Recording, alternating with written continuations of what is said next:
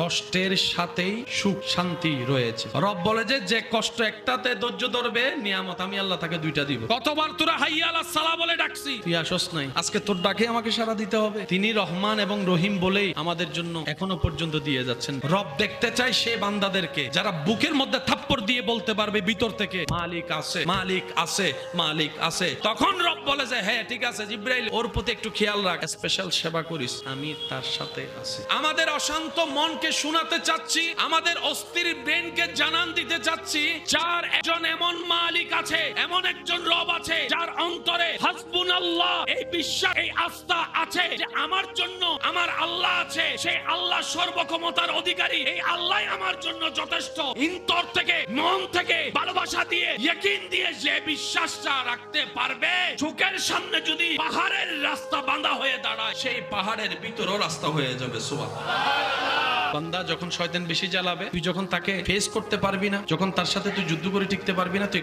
তখন একটা কাজ করবি, সাথে সাথে আমি রবকে ডাক দিস, আউযু বিল্লাহি মিনাশ শাইতানির রাজিম। তুই শুধু জমিন থেকে আমাকে একবার ডাকিস, গায়েবী ভাবে যত সাপোর্ট দেওয়ার দরকার, ডাকাটা যদি আমার পছন্দ হয় আমি আল্লাহ সেটা করে দিব। তা আপনি আমি এগুলা করলে শয়তানের তো পেট কামড়ায়, তো সেই জন্য শয়তান আমাদেরকে তুলায়, অভাবের ভয় দেখায়, টাকা পয়সার কমতির ভয় দেখায়, রোগের ভয় দেখায়, হাজার ভয় দেখায় কে? শয়তান। আমরাও তার ফাঁদে পড়ে যাই। তো সেজন্য আল্লাহ তাআলা আমাদেরকে শিখিয়ে দিয়েছেন, সমস্যা হাজার রকম, সমাধান একটাই, আল্লাহ।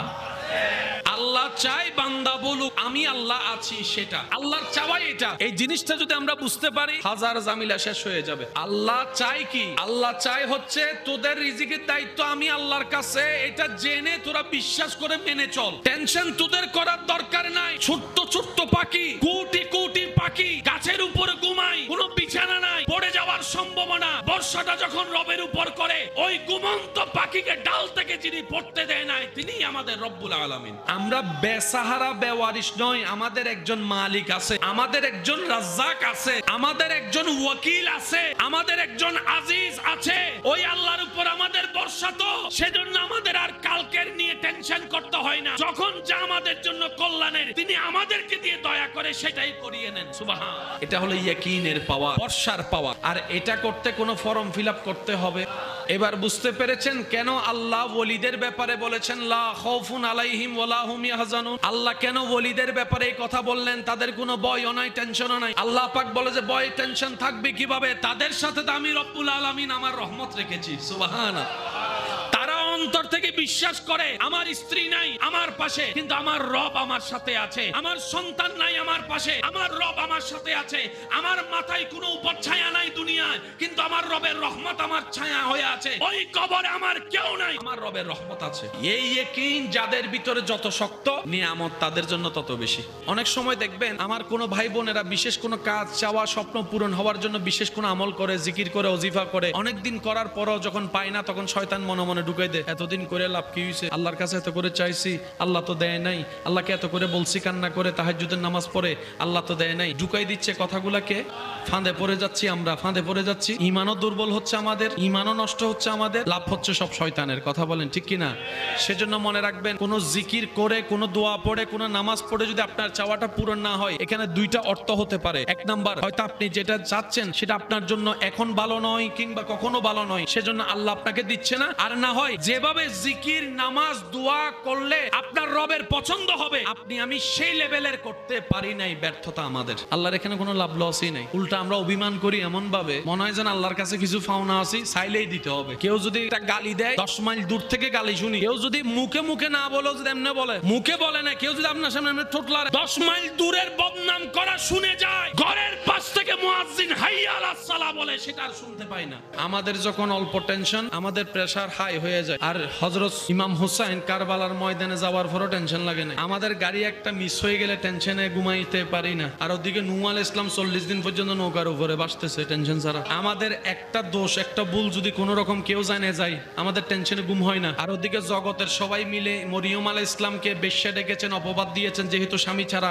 ঈসা নবীকে জন্ম দিয়েছেন। ঈসা নবীকে বাপ ছাড়া সন্তান বলে কত অপবাদ দিয়েছেন। ঈসা নবীর কোনো টেনশন নাই, কারণ ঈসা নবী জানে মন্দের ভিতরেও ভালো এনে দিতে পারে। জগতে প্ল্যানিং করে ইউসুফ নবীকে কুফে ফেলছে, আল্লাহর হিকমতে ওনাকে রাজ সিংহাসনে পৌঁছে দিয়েছে। আর ওদিকে আইয়ুব আলাইহিস সালাম রোগও হয়েছেন, রোগও জানেন, ঠিকই আছে। ইউনুস আলাইহিস সালাম মাছের পেটে পড়েছেন, জানেও, ঠিকই আছে। কিরে ইউনুস নবী, ও ইউনুস নবী, চতুর্দিকে বন্ধ, আপনি মাছের ভিতরে মাছ পানির ভিতরে, টেনশন লাগে না? বলে যে মালিক যার নাই তার না টেনশন, আমার একজন মালিক আছে, আর উনি এমন মালিক যিনি সেকেন্ডের ভিতরে দিনকে রাত, রাতকে দিন, ওনাকে জীবিত, জীবিতকে মৃত বানাই দিতে পারে। যখন আমি আমার দিকে তাকাই আমার আর সাহস লাগে না, যখন আমি আমার মওলার দিকে তাকাই আমার বুক ফুলে যায় সাহসে। আমার একজন মালিক আছে। এক একজনের টেনশন এক এক রকম, এক একজনের টেনশনের ধরন এক এক রকম, এক একজনের মনের চাওয়া পূর্ণ না হওয়ার ধরন এক এক রকম, কিন্তু সমাধান একটাই, একজন আল্লাহ আছে। টেনশন শব্দটা সেম কিন্তু ধরন ভিন্ন। কারো ছেলে মেয়ে কথা শুনে না এক টেনশন, আবার কারো ছেলে মেয়ে নাই সেজন্য আর এক টেনশন। কারো বিয়ে হচ্ছে না বলে টেনশনে আছে, আবার কেউ বিয়ে করে ঝামেলায় পড়ে আছে। টেনশনের কোনো শেষ। আফসোস আমাদের জন্য, শুধু আমরাই ওনার উপর ভরসাটা করে বের হতে পারি না। আমরা ভরসা করি নিজেদের উপর, বসের উপর, সেজন্য আমাদের টেনশন লাগে। কারণ আমাদের ভরসার লেভেলটা পশু পাখির ভরসার লেভেলটা অনেক বেশি। আমরা যদি আমাদের ইয়াকিনটা রবের উপর পাক্কা করতে পারি, আমাদের আর কিছু লাগবে। তখন আপনি দুনিয়াতে না থাকলেও আপনার ছেলে মেয়ের ভবিষ্যৎ নিয়ে যে টেনশন করছেন সেটাও করা লাগবে না। তখন আপনার ছেলে মেয়ের জিম্মাদারি আপনার রব নিবে, দুই ভাবে, স্রষ্টা হিসেবেও নিবে, আপনার ইয়াকিনের কারণেও নিবে, ডবল ভাবে নিবে। তো আপনার ছেলে মেয়ের জিম্মাদারি যদি আপনার রব নেয়, আর টেনশন আছে? সৃষ্টি করে তিনি ছেড়ে দেয় নাই, সেকেন্ডে সেকেন্ডে খেয়াল রাখে। উনি খেয়াল না রাখলে আপনি আমি ডোগো গিলতে পারবো না। উনি যদি খেয়াল না রাখে আপনি আমি খাবার যে স্বাদ সেটাও পাবো না। উনি খেয়াল রাখে বলে খাদ্যনালীর খাবার খাদ্যনালী দিয়ে যায়, নিঃশ্বাসের নিঃশ্বাস, নিঃশ্বাস নাশে দিয়ে আসে। সুবহানাল্লাহ।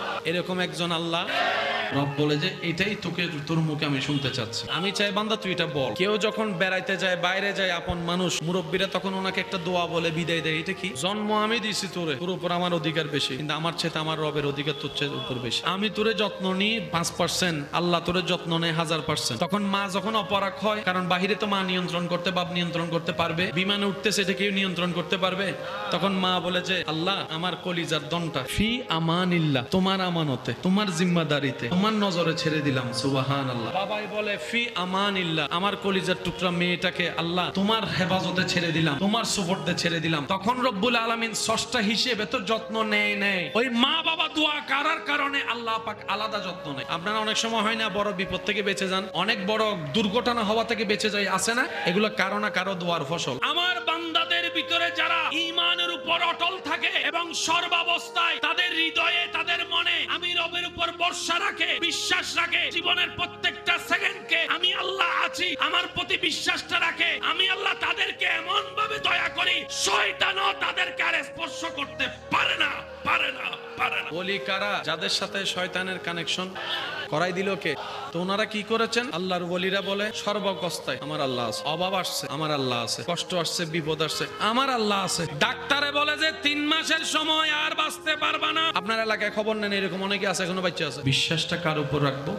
এখন কিভাবে আনবো সেই বিশ্বাসটা জীবন চলার পর? আমরা তো আর আল্লাহর বলি না, আমাদের বিশ্বাস তো সেই লেভেলে যাই নাই, আমরা সবাই জানি। আনবো কিভাবে? এক কথায় বুঝি না বুঝি, মন মতো হোক আর না হোক, নবীর প্রেম আদব মহব্বত অন্তরে রেখে শুধু এতটুকু বলবেন যা হওয়ার হবে দেখা যাবে, আল্লাহ আছে, যা হবার হবে দেখা যাবে, দুশমনের যা প্ল্যানিং করার করুক দেখা যাবে, আরে দিন শেষে তো সেটাই হবে। আমার রব যেটা চাইবে, যিনি মূর্খরে সেকেন্ডের ভিতর জ্ঞানী বানাইতে পারে, যিনি অভাবীকে সচ্ছলতার পথ দেখাই দিতে পারে, নিঃসন্তানকে যিনি সন্তান দান করতে পারে। এবার আমি বললাম আল্লাহ আমার সন্তান দরকার, রব বলে যে আমি এখন দিব না, যখন তোর জন্য ভালো হবে তখন দিব। আল্লাহ এতদিন আমি কি করব? রব বলে যে এতদিন তুমি অপেক্ষা করো, এটার নাম ধৈর্য। ধৈর্য কাকে বলে? আল্লাহর হুকুম আসা পর্যন্ত আপনি আমি হাত পা গোটাই আল্লাহর রহমতের দিকে তাকায় থাকা, খুশি মনে, এটার নাম হচ্ছে ধৈর্য। আল্লাহ চাইলে আপনাকে পাখির মতো খাওয়াইতে পারে, এটা আল্লাহর সে কুদরত। যদি দেখতে চান আপনার ঘরের অসুস্থ মা বোনকে দেখেন, বাবাকে দেখেন, একটা কাজও করে না, টাইমে টাইমে খাবার খায়। নিয়ম হচ্ছে কাজ করলেই খাবার, কিন্তু মা বাবা তো মুরব্বী, তো দাদা নানি তো অসুস্থ, ওনারা তো খাবার খায় এই টাইমে টাইমে, বরং আমাদের চাইতে আরো টাইম বেশি মেনটেন হয় ওনাদের। আমরা তো 2টার বা 3টাও খাই, কিন্তু যাদের 2টাই ওষুধ আছে, ঘরের বউয়েরা মেয়েরা দেখবেন যে টাইমে টাইমে গোসল না করে হলো, নিজের খাবার পরে খেয়ে হলো, দাদিরে খাওয়ায়, শাশুড়িরে খাওয়ায়, মারে খাওয়ায়, নানিরে খাওয়ায়। এবার দাদা দাদি নানা নানির জিজ্ঞেস করেন ডিউটি কি? শক্তি নাই, কাজ করার ক্ষমতা নাই। রব বলে যে দেখ দেখ, কাজ ছাড়াও আমি খাওয়াইতে পারি। বলেন মায়ের পেটের মধ্যে আমরা ছিলাম কি ছিলাম না? খাওয়াইছেন কে? কোন কাজ করছি? শুধু ঘুরছি? আল্লাহ খাওয়ায়, আল্লাহ খাওয়ায়। মায়ের নারী দিয়ে, নাভি দিয়ে খাওয়ায়। এবার বলেন মানুষ খায় কি দিয়ে? খাওয়া ছাড়া তো বাঁচতে পারবে, কিন্তু মানুষ যখন এমন পরিস্থিতিতে পড়ে মুখকে খাবার গিলতে পারে না, তখন খাবার দেয় কি দিয়ে? আল্লাহ তাআলা দুইটা অপশন রেখে দিয়েছেন। বান্দা কখনো যদি তোর মুখ বন্ধ হয়, খাইতে না পারস, আমি আল্লাহ তোর জন্য যত্ন করে নাকের ব্যবস্থা করে দিয়েছি। সুবহানাল্লাহ।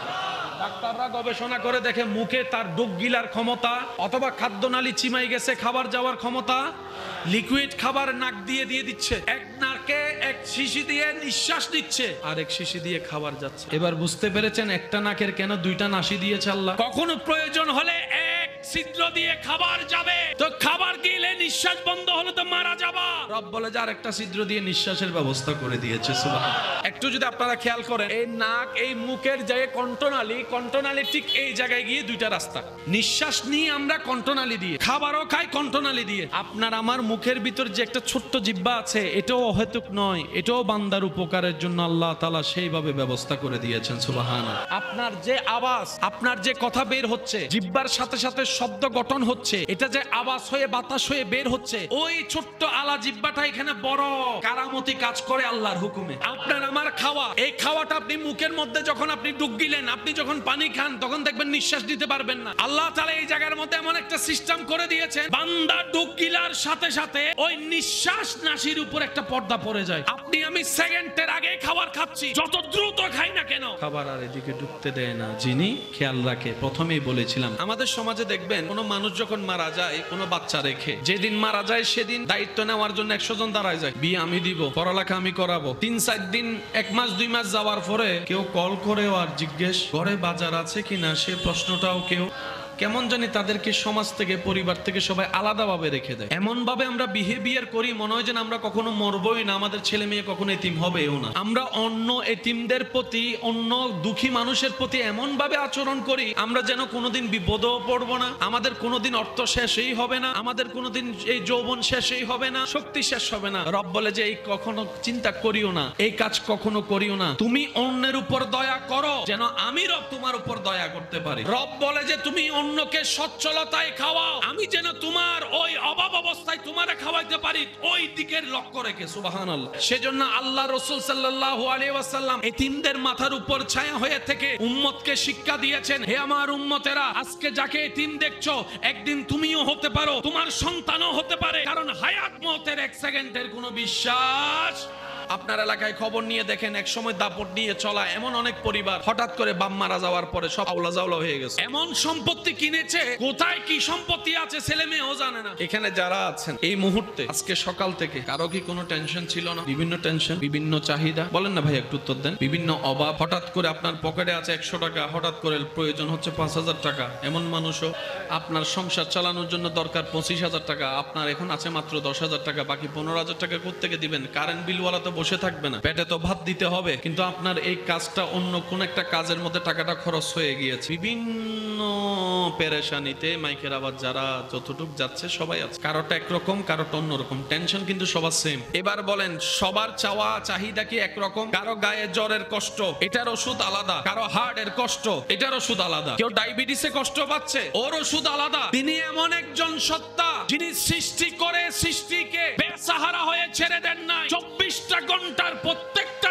সেকেন্ডে সৃষ্টির প্রতি খেয়ালও রাখেন, সৃষ্টির যত্ন নেন, সৃষ্টির চাহিদা মোতাবেক তাদের চাহিদাও পূরণ করেন। আমাদের একজন আল্লাহ, আমাদের একজন মালিক, আমাদের একজন রাজ্জাক, আমাদের একজন গফফার, আমাদের একজন রহমান, আমাদের একজন রহিম, আমাদের একজন গনি, আমাদের একজন ওয়াকিল, আমাদের একজন আজিজ, আমাদের একজন করিম, আমাদের একজন রউফ, আমাদের একজন রহিম, আমাদের একজন খালিক, আমাদের একজন মালিক, যাদের এই অন্তরে এই বিশ্বাসগুলো বসাই ফেলে শক্ত করতে পারবো, তাদের আর দুনিয়াতেও টেনশন নাই, আখিরাতেও টেনশন নাই। যে মন থেকে ব্রেন থেকে যেটাই ভালো করে বিশ্বাস করে চাইবে তার সাথে তেমনই ঘটে। এবার সত্যি করে একটু কথা বলেন তো, আমাদের জীবনে কি ভালোটা বেশি হয় না খারাপটা বেশি হয়? আপনি ভালো কল্পনা করলে সেটা হয় না, খারাপ যদি কল্পনা করে ব্যাপারটা কি? আমাদের এই জায়গাটা এবং এই জায়গাটা নেগেটিভে ভরপুর। আমাদের ভিতর নেগেটিভ এনার্জি বেশি। বিজ্ঞানের চোখে আমাদের ভিতর নেগেটিভ এনার্জি বেশি, সেজন্য নেগেটিভটাই বেশি অ্যাক্টিভ হয়। যাদের ভিতর পজিটিভ এনার্জি বেশি তাদের জন্য পজিটিভ সাইডটাই বেশি হয়। আমাদের বিশ্বাসের সাইড কি? নেগেটিভ। আর আল্লাহ ওয়ালাদের বিশ্বাসের সাইড হচ্ছে পজিটিভ। যখন আমাদের মন বলে ও অসুস্থ হবে মনে হয় কি হয় না, তো ওই নেগেটিভ থেকে আমরা পজিটিভে আসবো কিভাবে? আসার তো দরকার নিজের ভালোর জন্য। সেজন্য নবী রাহমাতুল্লিল আলামিন বলে ঈমানটা পাক্কা করো, ইয়াকিনটা পাক্কা করো, ঈমান পাক্কা করো। তো করব কিভাবে ইয়া রাসূলুল্লাহ? বলে যে আমি নবীর মহব্বত অন্তরে ঢুকাও। তখন দেখবা তোমার চিন্তাটাও ভালো হয়ে যাবে, তোমার কল্পনাও ভালো হয়ে যাবে, সব পজিটিভ পজিটিভ। বাস্তব প্রমাণ দেখেন, আমরা কি মানুষের প্রশংসা বেশি করি না বদনাম বেশি করি? নেগেটিভ কোনটা এখানে? বদনাম নেগেটিভ নাকি প্রশংসা নেগেটিভ? বদনাম নেগেটিভ সাইড, প্রশংসা পজিটিভ সাইড। আমরা বেশি করিও নেগেটিভ বদনাম, শুনিও নেগেটিভ বদনাম। এবার বলেন উপকার করা কি নেগেটিভ না পজিটিভ? ক্ষতি করা কি পজিটিভ না নেগেটিভ? এবার নিজেকে প্রশ্ন করেন, আপনার জীবনে এই পর্যন্ত যা দেখেছেন আমরা বেশিরভাগ কি উপকার করছি না ক্ষতি করছি? নেগেটিভ। নামাজ পড়া পজিটিভ, না পড়া নেগেটিভ। মিলতেছে? সত্য বলা পজিটিভ, মিথ্যা বলা নেগেটিভ। আমাদের সাথে কোনটা সম্পর্ক? না পজিটিভ না নেগেটিভ? ভালো ব্যবসা করা পজিটিভ, 2 নাম্বারই করা নেগেটিভ। আমাদের সাথে কোনটা বেশি? ভালো সত্য 1 নাম্বার ভিসা দেওয়া পজিটিভ, 2 নাম্বার ভিসা দেওয়া নেগেটিভ। কোনটা? শান্ত থাকা পজিটিভ, ঝগড়া করা নেগেটিভ। কোনটা করি? আপনি আপনার জীবন, আমি আমার জীবনকে যদি অ্যানালাইসিস করি, আমাদের 24টা ঘন্টায় 24,000 বার শুধু নেগেটিভ নেগেটিভ নেগেটিভ করা, নেগেটিভ চোখে নেগেটিভ, মুখে নেগেটিভ, চলায় নেগেটিভ, সংসারে নেগেটিভ, ব্যবসায় নেগেটিভ, সর্বদিকে নেগেটিভ এমন ভাবে হয়েছে আমাদের ভিতর নেগেটিভ এনার্জিটা বেড়ে গেছে। সেজন্য কারো ভালো শুনলো আমাদের মনে মানতে চাই না, বদনাম শুনলে তাড়াতাড়ি বিশ্বাস করি, প্রশংসা শুনলে তাড়াতাড়ি বিশ্বাস করতে কেউ চায় না। কারোর জন্য যদি বিয়ের খবর নিতে চায় কেউ, যদি দোকানদাররা কিংবা আশেপাশের মানুষ যদি কেউ বলে, আর যদি কেউ বলে যে না মোটামুটি ভালো, তখন একজনে বলে যে চল চলে যাই, কয় না আর একটু খবর নি, আরো 5-6 জন থেকে একটু জিজ্ঞেস করি। আমরা নেগেটিভে ভরপুর। তো নেগেটিভ এনার্জিটা কার থেকে আসে? আল্লাহ থেকে না শয়তান থেকে? আল্লাহ থেকে আসে হুকুমটা পজিটিভ, নবী থেকে আসে পজিটিভ, কোরআন থেকে আসে পজিটিভ, নামাজ থেকে আসে পজিটিভ, রোজা থেকে আসে পজিটিভ, জিকির থেকে আসে পজিটিভ, দরুদ থেকে আসে পজিটিভ, মাহফিল থেকে আসে পজিটিভ, মসজিদ থেকে আসে পজিটিভ, মা বাবার সেবা থেকে আসে পজিটিভ, বড়দের সম্মান থেকে আসে পজিটিভ, ছোটদের স্নেহ থেকে আসে পজিটিভ, সততার সাথে আসে পজিটিভ, ধৈর্য ধরলে পজিটিভ, ক্ষমা করলে পজিটিভ, মায়া করলে পজিটিভ, খানা খাওয়াইলে পজিটিভ, নিঃস্বার্থ ভালোবাসলে পজিটিভ। ওই পজিটিভ গুলাকে ইসলামের ভাষায় সওয়াব বলা হয়। কি নেগেটিভ দরকার না পজিটিভ? কিন্তু আমরা জীবন কাটাইছি কি দিয়ে? সেজন্য আমাদের উপর পজিটিভ ভালো করে আসে। নেগেটিভ ইজ ইকুয়াল টু জাহান্নাম, পজিটিভ ইজ ইকুয়াল টু জান্নাত। নেগেটিভ মানে অমানুষ, পজিটিভ মানে মানুষ। নেগেটিভ মানে সমাজ পরিবার এলাকার জন্য ক্ষতিকারক, পজিটিভ মানে এলাকা সমাজ পরিবারের জন্য নিয়ামত। নেগেটিভ মানে আল্লাহর দুশমন, পজিটিভ মানে আল্লাহর বন্ধু। আমরা সবাই নেগেটিভের দলে, আল্লাহর ওলিরা সবাই পজিটিভের দলে। আর আপনারা জানেন নেগেটিভ সর্বদা মারাত্মক হয়। নেগেটিভ পজিটিভ কোন বান্দার সুদের সাথে নিয়ে বাঁচতে হবে না তো ভাই। আপনি কেন মনে করতেছেন 5,000 টাকা দিতে না পারলে মাইরে ফেলবে সব? হায়াতের মালিক কে? করোনা হওয়ার পরও মানুষ বাচ্চা আছে, এরকম হাজার মানুষ আছে মাস্ক পরে নাই, করে নাই, এখনো পর্যন্ত বাচ্চা আছে। হায়াতের মালিক, রক্ষা করার মালিক। শুধু আমাদের ঈমান শক্ত রেখে সততার সাথে চলতে হবে, যে বাকি কাজ যিনি করে দিবেন তিনি কে। যদি এই বিশ্বাসটা আমাদের মধ্যে থাকে, সুদের সাথে লাগার কোনো দরকার।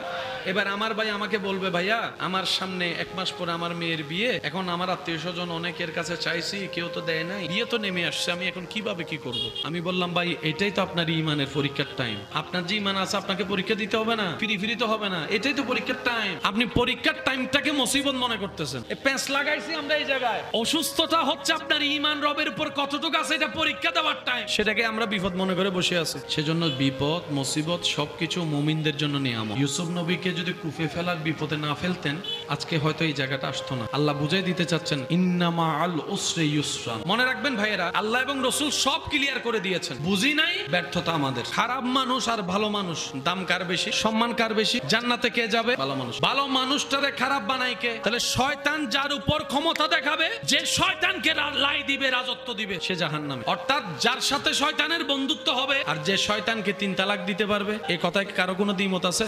এবার বলেন, শয়তানকে কি আমরা দেখি? শয়তানকে ধরতে পারি? তো জিতবো কিভাবে? আমাদের সাপোর্ট লাগবে কার দয়া লাগবে, কার সাহায্য লাগবে? এবার আওয়াজ দিয়ে বলেন, আমাদের উপর শয়তানের পাওয়ার আছে না নাই? বাপ চাচা দাদা নানা কালা কাকার উপর আছে না নাই? ব্যবসায়ীর উপর, মন্ত্রীর উপর, হুজুরের উপর, বক্তার উপর, টিচারের উপর, ড্রাইভারের সাথে, প্যাসেঞ্জারের সাথে, ডাক্তারের সাথে, রোগীর সাথে, ক্রেতার সাথে, বিক্রেতার সাথে শয়তানের একটা পাওয়ার সম্পর্ক আছে না নাই? আছে না নাই? উকিলের সাথে, ডাক্তারের সাথে, ব্যবসায়ীর সাথে, আব্দুল কাদের জিলানির সাথে। সেজন্য ওনারা বলি, আমরা ক্ষুধা লাগলে বাজার করে যে খাবারটা খাই, বাজার করি কোন জায়গা থেকে? দোকান থেকে। দোকান থেকে কি নিচে থেকে খাবারটা উঠে আসছে নাকি অন্য জায়গা থেকে আসছে? যে জায়গা থেকে আসছে সেখানে খাবারটা রোপণ করছে কৃষকে, তুলে দিয়েছে। কত ফসল তো বৃষ্টিতে নষ্ট হচ্ছে, কত ফসল তো বন্যায় নষ্ট হচ্ছে, তারপরে তো খাবার অভাব হয় নাই। বন্যায় কি খাবার নষ্ট হয় না? বৃষ্টিতে কি নষ্ট হয় না? আপনি এখন যান, আপনার যা দরকার দাম হইলে একটু বেশি হতে পারে, কিন্তু দোকানে আছে। কিভাবে ম্যানেজমেন্ট করেন আল্লাহ, রিজিকের দায়িত্ব আল্লাহ।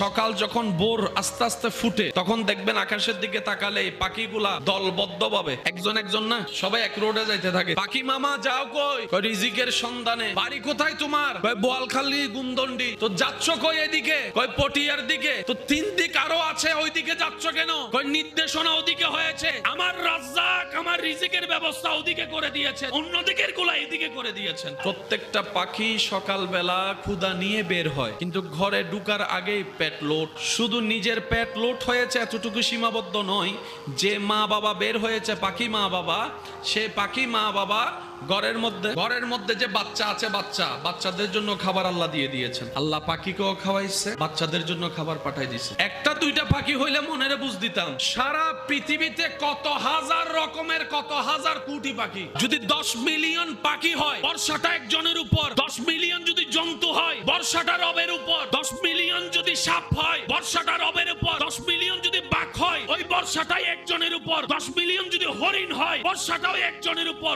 সমস্ত গণিত সৃষ্টির বর্ষা ওই একজনের উপর। মনে রাখবেন, কারো জীবনের সৌভাগ্য যদি হয় কোন এতিম পরিবার, অভাবীর দায়িত্ব নেওয়ার, বুক ফুলাই সে দায়িত্ব নিবেন, বুক ফুলাই নিবেন, বুক ফুলাই নিবেন। এবার আপনার বন্ধু যদি বলে তোর ইনকাম একজনের, তোর পরিবারে 5 জন, ওদের আছে 3 জন, 8 জন মানুষ কেমনে খাওয়াবি? আপনি শুধু উত্তর দিবেন, হাঁটবো আমি, হাঁটাবে আমার আল্লাহ, পরিশ্রম করব আমি, নিয়ামত দিবে আমার আল্লাহ, বাজার করব আমি, বরকত দিবে আমার আল্লাহ। ঘরে আছে কয়জন? যে দায়িত্ব নিয়েছেন ওখানে আছেন কয়জন? মোট কয়জন? এই 8 জনের আলাদা আলাদা রিজিকের লিস্টি আছে না নাই? আপনি এই 3 জনের দায়িত্ব নেওয়ার সাথে সাথে আল্লাহ তাআলা আপনার রিজিকের ভিতরে এই 3 জনের রিজিকটাও ঢুকাই দিল। এবার কি কমছে না বাড়ছে? আমাদের রিজিক আনার জন্য অন্যের চাকরি করা লাগে কি লাগে না? ডিউটি করা লাগে। পাখির কোনো চাকরি, হাঁসের কোনো চাকরি, বরং হাঁসকে আপনি নিজে যাইয়া খাবার দিচ্ছেন, যে আয় আয় আয় আয়। বস আপনারে কোনোদিন বলছে আয় আয় আয় খা খা খা? যাইতে যদি 10 মিনিট লেট হয়, ওয়ার্নিং, এটা তোমার ঘর নয়, বাড়ি নয়। যদি বলেন যে স্যার আমার ওয়াইফ অসুস্থ, আমার মা অসুস্থ, আমার ভাই অসুস্থ, বোন অসুস্থ, ছেলে মেয়ে অসুস্থ, তোমার প্রবলেম দেখার জন্য আমি ব্যবসা খুলে বসি নাই, অফিস খুলে বসি নাই। তোমার প্রবলেমের জায়গায় রেখে ডিউটি যেটা করছো সেটা ডিউটি করতে আসো, তাহলে যা কথা হয়েছে সেটা তুমি পাবা, এছাড়া পাবা না। কিন্তু পক্ষান্তরে আপনি ছাগলকে নিয়ে যেয়ে খাওয়াচ্ছেন, গরুকে আপনি নিজে দিয়ে দিচ্ছেন, খা, ফ্যাটও থাকতো না, খাওয়াও নাই, বাজারও করা লাগতো না, ইনকামও করা লাগতো না, টেনশন নাই। এটাই তো জামিলা। এবার বলেন, পেট সবার আছে না নাই? আচ্ছা, পিঁপড়া কত বড়? পিঁপড়া যত ছোট, পিঁপড়ার ফ্যাট কত দূর? পিঁপড়া তো ছোট, পিঁপড়ার পেট। কিছুদিন আগে বর্ষাকাল ছিল না, আমরা সবাই পড়েছি ছোটবেলায়। পিঁপড়ার সৃষ্টিতে এমন একটা অদ্ভুত অলৌকিক সৃষ্টি, ভূমিকম্প আসার আগে পিঁপড়া জানে, বন্যা আসার আগে, বর্তমান বিজ্ঞানও সেটা বারবার বুঝাচ্ছে, বন্যা প্লাবন আসার আগে কেউ না জানলো পিঁপড়া জানে। এবার বলেন, পিঁপড়া থাকে কোথায়? পিঁপড়ার বাড়ি কোথায়? বিল্ডিং এ নাকি মাটিতে? তো বৃষ্টি পড়লে তো মাটিতে তার ঘর সব শেষ, সে তার আপনার মতো পানি ডিঙ্গাই ডিঙ্গাই হাঁটতে পারবে না। যখন মৌসুমটা বর্ষার হওয়ার টাইম হয়, তখন পিঁপড়াদেরকে দেখবেন গর্তের ভিতরে খাবার মজুদ করে। আমরা খাবার মজুদ করলে ফ্রিজ ছাড়া রাখা যায় না। অনেক সময় ফ্রিজে তো খাবার নষ্ট হয়ে যায়। এবার পিঁপড়ারে যাই জিজ্ঞেস করেন, তোদের ঘরের ভিতর কোনো ফ্রিজ আছে? পিঁপড়া মশাই, ঘরে কি কোনো ফ্রিজার ব্যবস্থা আছে? ঘর এই তো ছোট্ট, ফ্রিজ ঢুকাবো কই? তোমরা কি করছো? সামনে বর্ষাকাল, বের হতে পারবো না নির্দিষ্ট সময়, আমরা খাবার মজুদ করছি, খাবার মজুদ করছি। তা আমরা তো আকাশের বাতাসের অবস্থা জানি আবহাওয়া অফিস থেকে। তোমাদের এখানে কি কোনো আবহাওয়া দপ্তর আছে? বলে যে নেই। তোমরা কি কখনো ভার্সিটি, ইউনিভার্সিটি, কলেজে পড়েছো? বলে যে সেটার ধারে কাছেও যায়নি। কিন্তু আমাদের একজন রব আছে, বানিয়ে কি তিনি দায়িত্ব শেষ করে দিয়েছেন নাকি এখনো দায়িত্ব পালন করতেছেন? প্রত্যেকটা সৃষ্টির দায়িত্ব, কর্তব্য, মেইনটেনেন্স, খেয়াল রাখা এখনো পর্যন্ত রব করে যাচ্ছেন। সন্তান জন্ম দিয়ে মা বাবা লালন পালন করে খেয়াল রাখে। যখন সে চলতে হাঁটতে শিখে যায়, বাহিরে যাওয়ার যোগ্যতা অর্জন করে ফেলে, তখন মা বাবা তাকে ছেড়ে দেয়। হয়তো টেনশন করে, কিন্তু সাথে চলে। সর্বক্ষণ সিসি ক্যামেরা দিয়ে মেনটেন করার কোনো সুযোগ আর থাকলেও সন্তান যদি অ্যাক্সিডেন্টে বিপদে পড়ে 10 মাইল দূর থেকে সেকেন্ডের ভিতর মা আসতে পারে, বাবা চাইলেও আসতে পারে, রকেটের গতি নিয়েও চাইলে আসতে পারবে। প্রত্যেকটা সৃষ্টির একটা লিমিটেশন আছে। রব্বুল আলামিনের একটি হাজার গুণের ভিতরে শানের ভিতরে একটি বড় শান হচ্ছে আমার আল্লাহ সৃষ্টিও করেন, যত্নও করেন। গাছ রোপণ করি আমরা, ইমানদার ভাইরা ইমানে আওয়াজ দিয়ে বলেন তো, গাছে ফল ধরায় কে? গাছে পানি আপনি আমি দিই। অনেক গাছ আছে পানিও দেওয়া হয় না, মানুষ দিতেও পারে না, কিন্তু গাছগুলো ছোট থাকে না, বড় হয়, ফলও ধরে, মানুষও খায়। পোকা না ধরার জন্য যেই বিষাক্ত জিনিস আমরা ব্যবহার করি, লক্ষাধিক গাছ আছে যেখানে যত্ন নেওয়ার কেউ নাই, জঙ্গলের মধ্যে চলে যান, ফলের কোনো অভাব। এবার দীপ্তহীন কণ্ঠে আওয়াজ দিয়ে ইমানদার ভাইয়েরা বলুন, সেই জঙ্গলের গাছ যত্ন নিয়ে বড় করে দেন কে? খেয়াল রাখেন কে?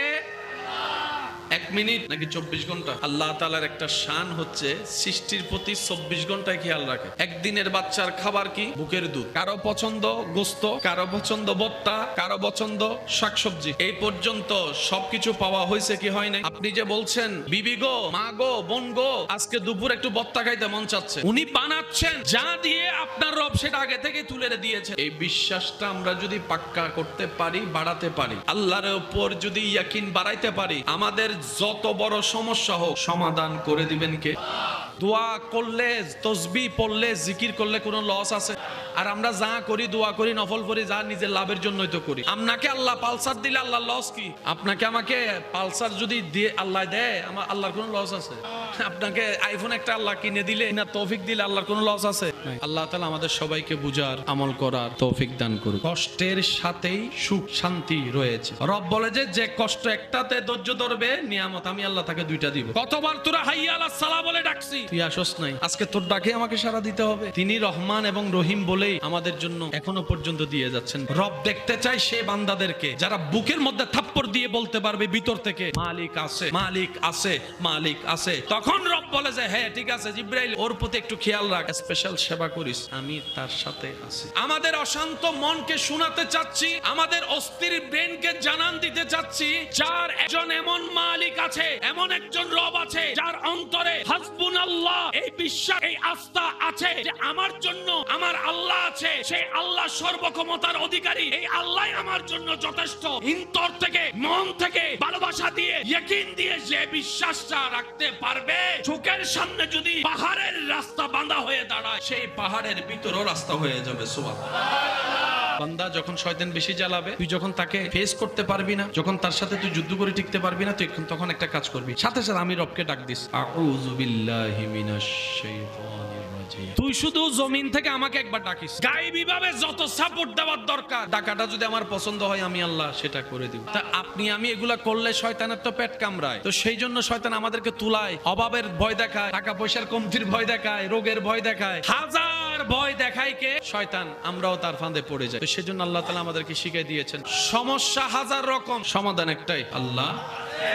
আল্লাহ চাই বান্দা বলুক আমি আল্লাহ আছি, সেটা আল্লাহর চাওয়াই এটা। এই জিনিসটা যদি আমরা বুঝতে পারি, হাজার জামিলা শেষ হয়ে যাবে। আল্লাহ চাই কি? আল্লাহ চাই হচ্ছে তোদের রিজিকের দায়িত্ব আমি আল্লাহর কাছে, এটা জেনে তোরা বিশ্বাস করে মেনে চল। টেনশন তোদের করার দরকার নাই। ছোট্ট ছোট্ট পাখি, কোটি কোটি পাখি গাছের উপরে ঘুমায়, কোনো বিছানা নাই, পড়ে যাওয়ার সম্ভাবনা, ভরসাটা যখন রবের উপর করে, ওই ঘুমন্ত পাখিকে ডাল থেকে যিনি পড়তে দেয় নাই, তিনি আমাদের রব্বুল আলামিন। আমরা বেসাহারা বেওয়ারিশ নয়, আমাদের একজন মালিক আছে, আমাদের একজন রাজ্জাক আছে, আমাদের একজন ওয়াকিল আছে, আমাদের একজন আজিজ আছে।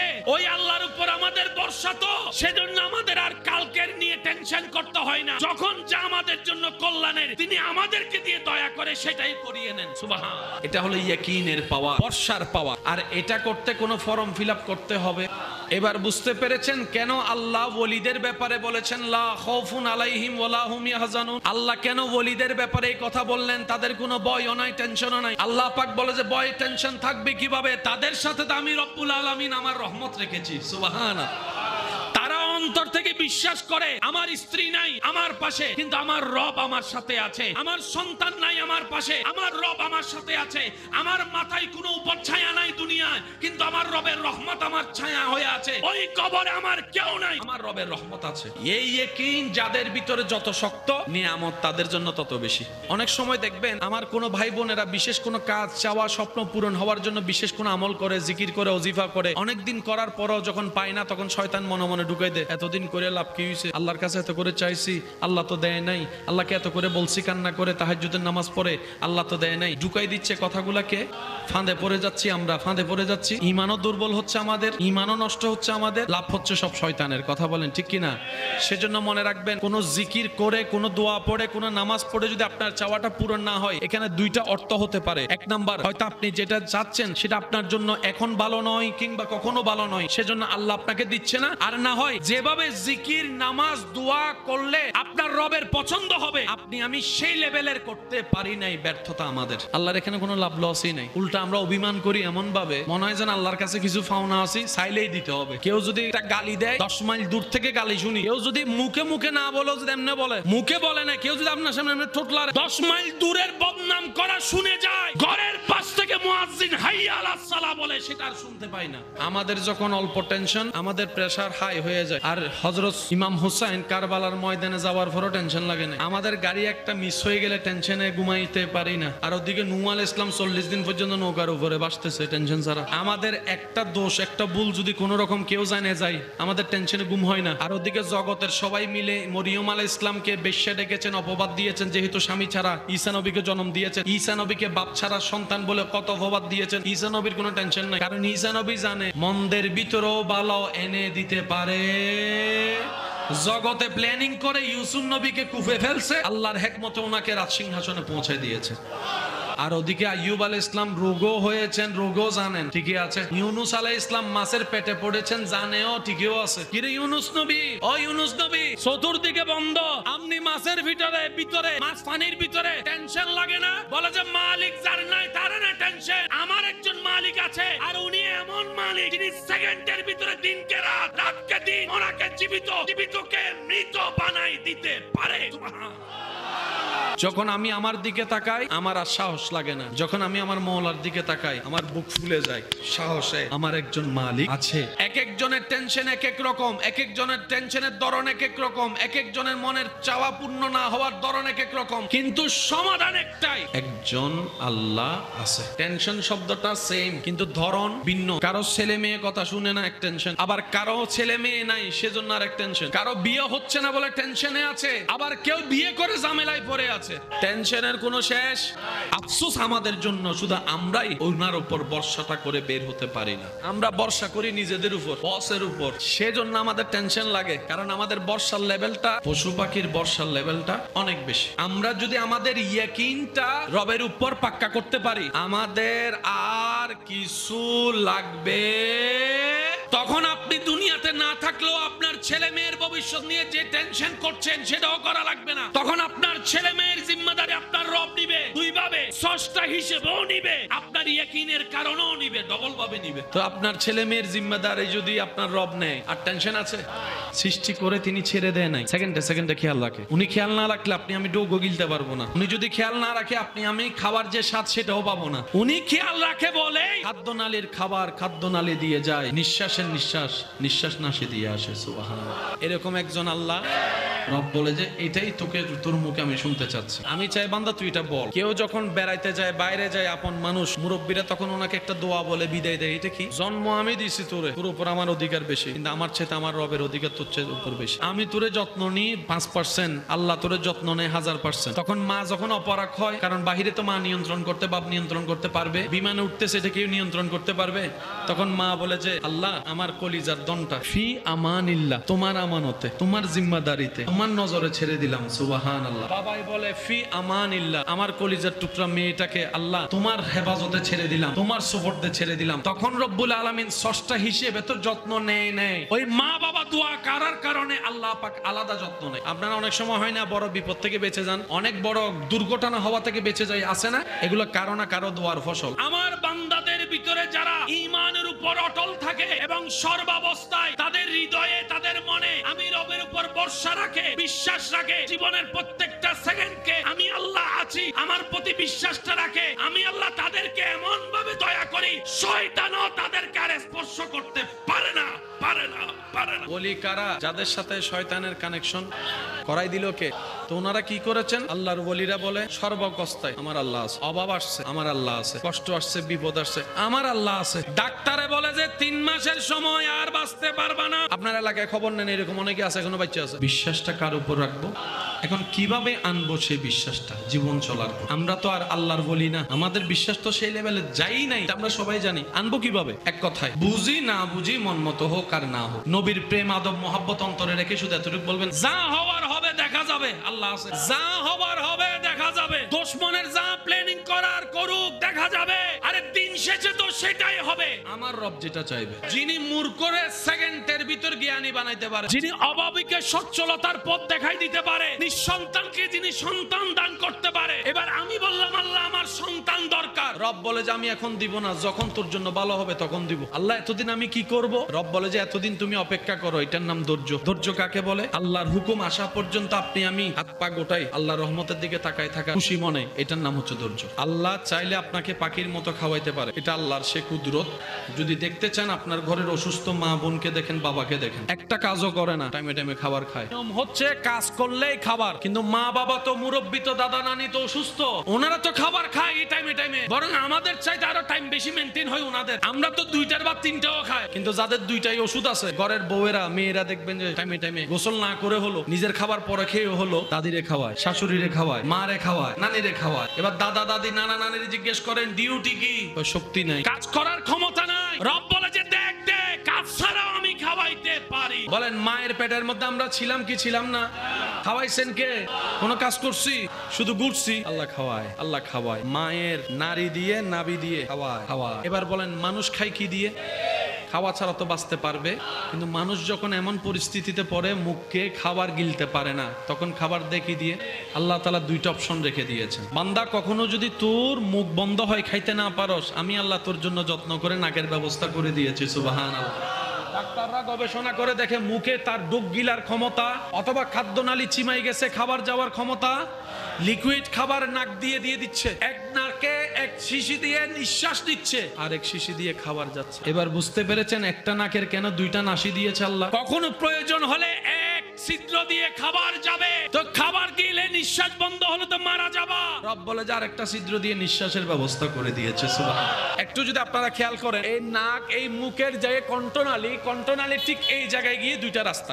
নিঃশ্বাস নিয়ে আমরা কণ্ঠনালী দিয়ে, খাবারও খাই কণ্ঠনালী দিয়ে। আপনার আমার মুখের ভিতর যে একটা ছোট্ট জিহ্বা আছে, এটাও অহেতুক নয়, এটাও বান্দার উপকারের জন্য আল্লাহ তাআলা সেইভাবে ব্যবস্থা করে দিয়েছেন। সুবহানাল্লাহ। আপনার যে আওয়াজ, আপনার যে কথা বের হচ্ছে, জিহ্বার সাথে সাথে শব্দ গঠন হচ্ছে, এটা যে আওয়াজ হয়ে বাতাস হয়ে বের হচ্ছে, ওই ছোট্ট আলা জিহ্বাটা এখানে বড় কারামতি কাজ করে আল্লাহর হুকুমে। আপনার আমার খাওয়া, এই খাওয়াটা আপনি মুখের মধ্যে যখন আপনি ডুব গিলেন, আপনি যখন পানি খান, তখন দেখবেন নিঃশ্বাস দিতে পারবেন না। আল্লাহ তাআলা এই জায়গার মধ্যে এমন একটা সিস্টেম করে দিয়েছেন, বান্দা ডুব গিলার সাথে সাথে ওই নিঃশ্বাস নাসির উপর একটা পর্দা পড়ে যায়। আপনি আমি সেকেন্ডের আগে খাবার খাচ্ছি, যত দ্রুত খাই না কেন, খাবার আর এদিকে ঢুকতে দেয় না যিনি খেয়াল রাখে। প্রথমেই বলেছিলাম আমাদের সমাজে দেখবেন কোন মানুষ যখন মারা যায়, কোন বাচ্চা রেখে, যেদিন মারা যায় সেদিন দায়িত্ব নেওয়ার জন্য 100 জন দাঁড়ায় যায়, বিয়ে আমি দিব, পড়ালেখা আমি করাবো। 3-4 দিন, 1 মাস 2 মাস যাওয়ার পরে কেউ কল করে আর জিজ্ঞেস ঘরে বাজার আছে কিনা, সে প্রশ্নটাও কেউ কেমন জানি তাদেরকে সমাজ থেকে, পরিবার থেকে সবাই আলাদাভাবে রেখে দেয়। এমন ভাবে আমরা বিহেভিয়ার করি, মনে হয় যেন আমরা কখনো মরবই না, আমাদের ছেলে মেয়ে কখনো এতিম হবেও না। আমরা অন্য এতিমদের প্রতি, অন্য দুঃখী মানুষের প্রতি এমন ভাবে আচরণ করি, আমরা যেন কোনোদিন বিপদেও পড়বো না, আমাদের কোনোদিন অর্থ শেষই হবে না, আমাদের কোনোদিন এই যৌবন শেষই হবে না, শক্তি শেষ হবে না। রব বলে যে এই কখনো চিন্তা করিও না, এই কাজ কখনো করিও না, তুমি অন্যের উপর দয়া করো যেন আমি রব তোমার উপর দয়া করতে পারি। রব বলে যে তুমি অন্যকে সচ্ছলতায় খাওয়াও, আমি যেন তোমার ওই অভাব অবস্থায় তোমারে খাওয়াইতে পারি, ওই দিকের লক্ষ্য রেখে। সুবহানাল্লাহ। সেজন্য আল্লাহ রাসূল সাল্লাল্লাহু আলাইহি ওয়াসাল্লাম এতিমদের মাথার উপর ছায়া হয়ে থেকে উম্মতকে শিক্ষা দিয়েছেন, হে আমার উম্মতেরা, আজকে যাকে এতিম দেখছো, একদিন তুমিও হতে পারো, তোমার সন্তানও হতে পারে, কারণ হায়াত মওতের এক সেকেন্ডের কোনো বিশ্বাস। আপনার এলাকায় খবর নিয়ে দেখেন, এক সময় দাপট নিয়ে চলা এমন অনেক পরিবার হঠাৎ করে বাপ মারা যাওয়ার পরে সব আউলা জাউলা হয়ে গেছে। এমন সম্পত্তি কিনেছে, কোথায় কি সম্পত্তি আছে ছেলে মেয়েও জানে না। এখানে যারা আছেন এই মুহূর্তে, আজকে সকাল থেকে কারো কি কোনো টেনশন ছিল না? বিভিন্ন টেনশন, বিভিন্ন চাহিদা, বলেন না ভাই একটু উত্তর দেন। বিভিন্ন অভাব, হঠাৎ করে আপনার পকেটে আছে 100 টাকা, হঠাৎ করে প্রয়োজন হচ্ছে 5000 টাকা। এমন মানুষও, আপনার সংসার চালানোর জন্য দরকার 25,000 টাকা, আপনার এখন আছে মাত্র 10,000 টাকা, বাকি 15,000 টাকা কোত্থেকে দিবেন? কারেন্ট বিলওয়ালা তো বসে থাকবে না, পেটে তো ভাত দিতে হবে, কিন্তু আপনার এই কাজটা অন্য কোন একটা কাজের মধ্যে টাকাটা খরচ হয়ে গিয়েছে। বিভিন্ন পেরেশানিতে মাইকের আওয়াজ যারা যতটুক যাচ্ছে সবাই আছে, কারোটা একরকম, কারোটা অন্যরকম, টেনশন কিন্তু সবার সেম। এবার বলেন, সবার চাওয়া চাহিদা কি একরকম? কারো গায়ে জ্বরের কষ্ট, এটার ওষুধ আলাদা, কারো হার্টের কষ্ট, এটার ওষুধ আলাদা, কেউ ডায়াবেটিসে কষ্ট পাচ্ছে, ওর ওষুধ আলাদা। তিনি এমন একজন সত্তা, যিনি সৃষ্টি করে সৃষ্টিকে বেসাহারা হয়ে ছেড়ে দেন নাই। 24টা ঘন্টার প্রত্যেকটা সেকেন্ডে সৃষ্টির প্রতি খেয়ালও রাখেন, সৃষ্টির যত্ন নেন, সৃষ্টির চাহিদা মোতাবেক তাদের চাহিদাও পূরণ করেন। আমাদের একজন আল্লাহ, আমাদের একজন মালিক, আমাদের একজন রাজ্জাক, আমাদের একজন গফফার, আমাদের একজন রহমান, আমাদের একজন রহিম, আমাদের একজন গনি, আমাদের একজন ওয়াকিল, আমাদের একজন আজিজ, আমাদের একজন করিম, আমাদের একজন রউফ, আমাদের একজন রহিম, আমাদের একজন খালিক, আমাদের একজন মালিক।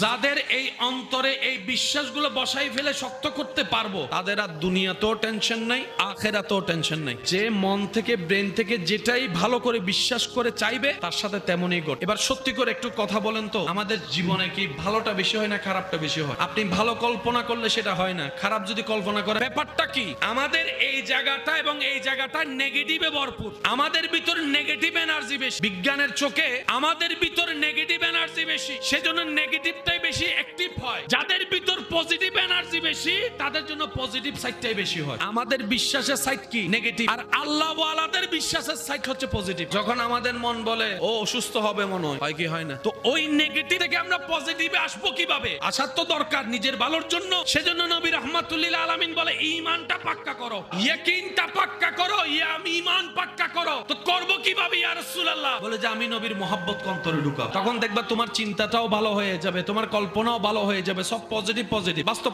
প্রমাণ দেখেন, আমরা কি মানুষের প্রশংসা বেশি করি না বদনাম বেশি করি? নেগেটিভ কোনটা এখানে? বদনাম নেগেটিভ নাকি প্রশংসা নেগেটিভ? বদনাম নেগেটিভ সাইড, প্রশংসা পজিটিভ সাইড। আমরা বেশি করিও নেগেটিভ বদনাম, শুনিও নেগেটিভ বদনাম। এবার বলেন, উপকার করা কি নেগেটিভ না পজিটিভ? ক্ষতি করা কি পজিটিভ না নেগেটিভ? এবার নিজেকে প্রশ্ন করেন, আপনার জীবনে এই পর্যন্ত যা দেখেছেন, আমরা বেশিরভাগ কি উপকার করছি না ক্ষতি করছি? নেগেটিভ। নামাজ পড়া পজিটিভ, না পড়া নেগেটিভ। মিলতেছে? সত্য বলা পজিটিভ, মিথ্যা বলা নেগেটিভ। আমাদের সাথে কোনটা সম্পর্ক?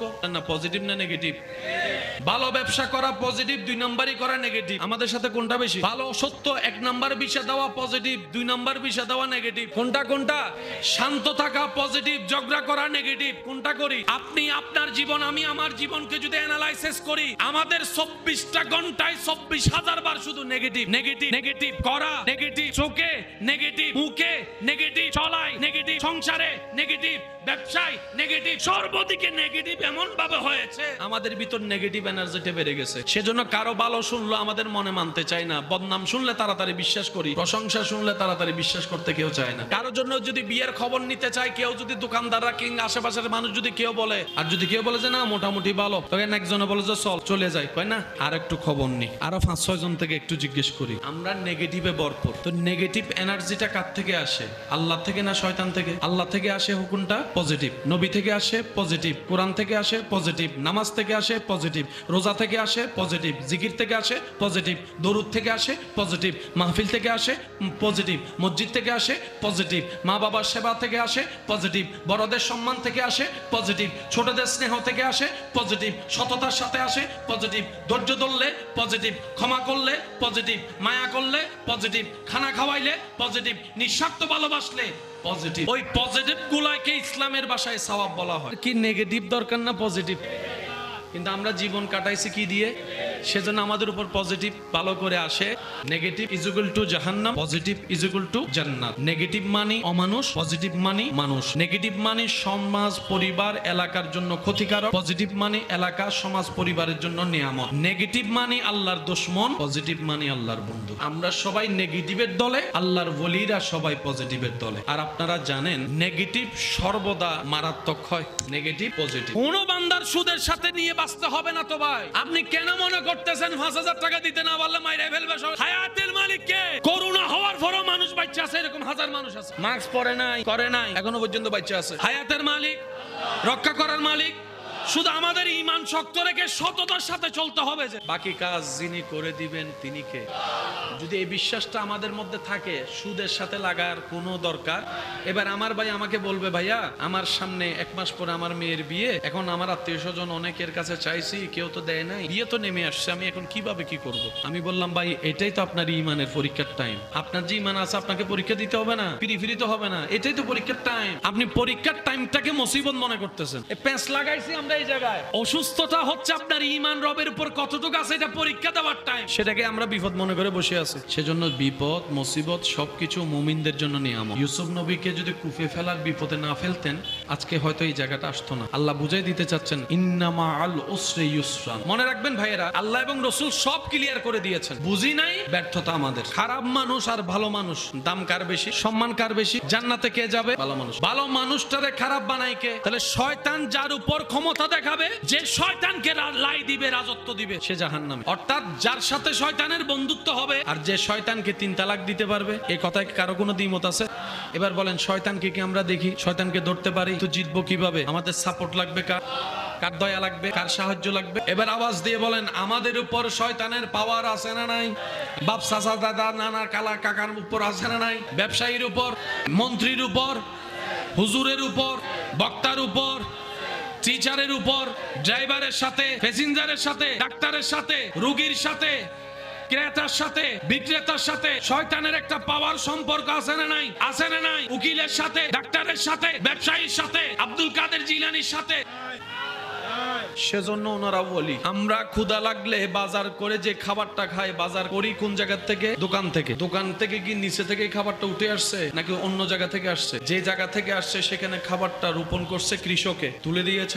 কত ফসল তো বৃষ্টিতে নষ্ট হচ্ছে, কত ফসল তো বন্যায় নষ্ট হচ্ছে, তারপরে তো খাবার অভাব হয় নাই। বন্যায় কি খাবার নষ্ট হয় না? বৃষ্টি থেকে নষ্ট হয় না? আপনি এখন যান, আপনার যা দরকার দাম হইলে একটু বেশি হতে পারে, কিন্তু দোকানে আছে। কিভাবে ম্যানেজমেন্ট করেন আল্লাহ, রিজিকের দায়িত্ব আল্লাহ। সকাল যখন ভোর আস্তে আস্তে ফুটে, তখন দেখবেন আকাশের দিকে তাকালে পাখিগুলা দলবদ্ধ ভাবে, একজন একজন না, সবাই এক রোডে যাইতে থাকে। পাখি মামা যাও কই? কই রিজিকের সন্ধানে। বাড়ি কোথায় তোমার? কই বোয়ালখালী গুমদন্ডি। তো যাচ্ছ কই? এদিকে। কই পটিয়ার দিকে। তো 3 দিক আরো আছে, ওইদিকে যাচ্ছ কেন? কই নির্দেশনা ওদিকে হয়েছে, আমার রাজ্জাক আমার রিজিকের ব্যবস্থা ওদিকে করে দিয়েছে, অন্যদিকের গুলা এদিকে করে দিয়েছেন। প্রত্যেকটা পাখি সকালবেলা ক্ষুধা নিয়ে বের হয়, কিন্তু ঘরে ঢুকার আগে পেট লোট। শুধু নিজের পেট লোট হয়েছে এতটুকু সীমাবদ্ধ নয়, যে মা বাবা বের হয়েছে পাখি মা বাবা, সে পাখি মা বাবা ঘরের মধ্যে যে বাচ্চা আছে, বাচ্চাদের জন্য খাবার আল্লাহ দিয়ে দিয়েছেন। আল্লাহ পাখিকেও পাখিকেও খাওয়াইছে, বাচ্চাদের জন্য খাবার পাঠাই দিছে। একটা দুইটা পাখি হইলে মনেরে বুঝ দিতাম, সারা পৃথিবীতে কত হাজার রকমের, কত হাজার কোটি পাখি। যদি 10 মিলিয়ন পাখি হয়, বর্ষাটা একজনের উপর। 10 মিলিয়ন যদি জন্তু হয়, বর্ষাটা রবের উপর। 10 মিলিয়ন যদি সাপ হয়, বর্ষাটা রবের উপর। 10 মিলিয়ন যদি বাঘ হয়, ওই বর্ষাটাই একজনের উপর। 10 মিলিয়ন যদি হরিণ হয়, বর্ষাটাও একজনের উপর। সমস্ত অগণিত সৃষ্টির বর্ষা ওই একজনের উপর। মনে রাখবেন, কারো জীবনের সৌভাগ্য যদি হয় কোন এতিম পরিবার, অভাবীর দায়িত্ব নেওয়ার, বুক ফুলাই সে দায়িত্ব নিবেন, বুক ফুলাই নিবেন, বুক ফুলাই নিবেন। এবার আপনার বন্ধু যদি বলে তোর ইনকাম একজনের, তোর পরিবারে 5 জন, ওদের আছে 3 জন, 8 জন মানুষ কেমনে খাওয়াবি? আপনি শুধু উত্তর দিবেন, হাঁটবো আমি, হাঁটাবে আমার আল্লাহ, পরিশ্রম করব আমি, নিয়ামত দিবে আমার আল্লাহ, বাজার করব আমি, বরকত দিবে আমার আল্লাহ। ঘরে আছে কয়জন? যার দায়িত্ব নিয়েছেন ওখানে আছেন কয়জন? মোট কয়জন? এই 8 জনের আলাদা আলাদা রিজিকের লিস্টি আছে না নাই? আপনি এই 3 জনের দায়িত্ব নেওয়ার সাথে সাথে আল্লাহ তাআলা আপনার রিজিকের ভিতরে এই 3 জনের রিজিকটাও ঢুকাই দিল। এবার কি কমছে না বাড়ছে? আমাদের রিজিক আনার জন্য অন্যের চাকরি করা লাগে কি লাগে না? ডিউটি করা লাগে। পাখির কোনো চাকরি, হাঁসের কোনো চাকরি, বরং হাঁসকে আপনি নিজে যাইয়া খাবার দিচ্ছেন যে আয় আয় আয় আয়। বস আপনারে কোনোদিন বলছে আয় আয় আয় খা খা খা? যাইতে যদি 10 মিনিট লেট হয়, ওয়ার্নিং, এটা তোমার ঘর নয়, বাড়ি নয়। যদি বলেন যে স্যার আমার ওয়াইফ অসুস্থ, আমার মা অসুস্থ, আমার ভাই অসুস্থ, বোন অসুস্থ, ছেলে মেয়ে অসুস্থ, তোমার প্রবলেম দেখার জন্য আমি ব্যবসা খুলে বসি নাই, অফিস খুলে বসি নাই। তোমার প্রবলেমের জায়গায় রেখে ডিউটি যেটা করছো সেটা ডিউটি করতে আসো, তাহলে যা কথা হয়েছে সেটা তুমি পাবা, এছাড়া পাবা না। কিন্তু পক্ষান্তরে আপনি ছাগলকে নিয়ে যেয়ে খাওয়াচ্ছেন, গরুকে আপনি নিজে দিয়ে দিচ্ছেন, খা, ফ্যাটও থাকতো না, খাওয়াও নাই, বাজারও করা লাগতো না, ইনকামও করা লাগতো না, টেনশন নাই। এটাই তো জামিলা। এবার বলেন পেট সবার আছে না নাই? আচ্ছা, পিঁপড়া কত বড়? পিঁপড়া যত ছোট, পিঁপড়ার ফ্যাট কত দূর? পিঁপড়া তো ছোট, পিঁপড়ার পেট।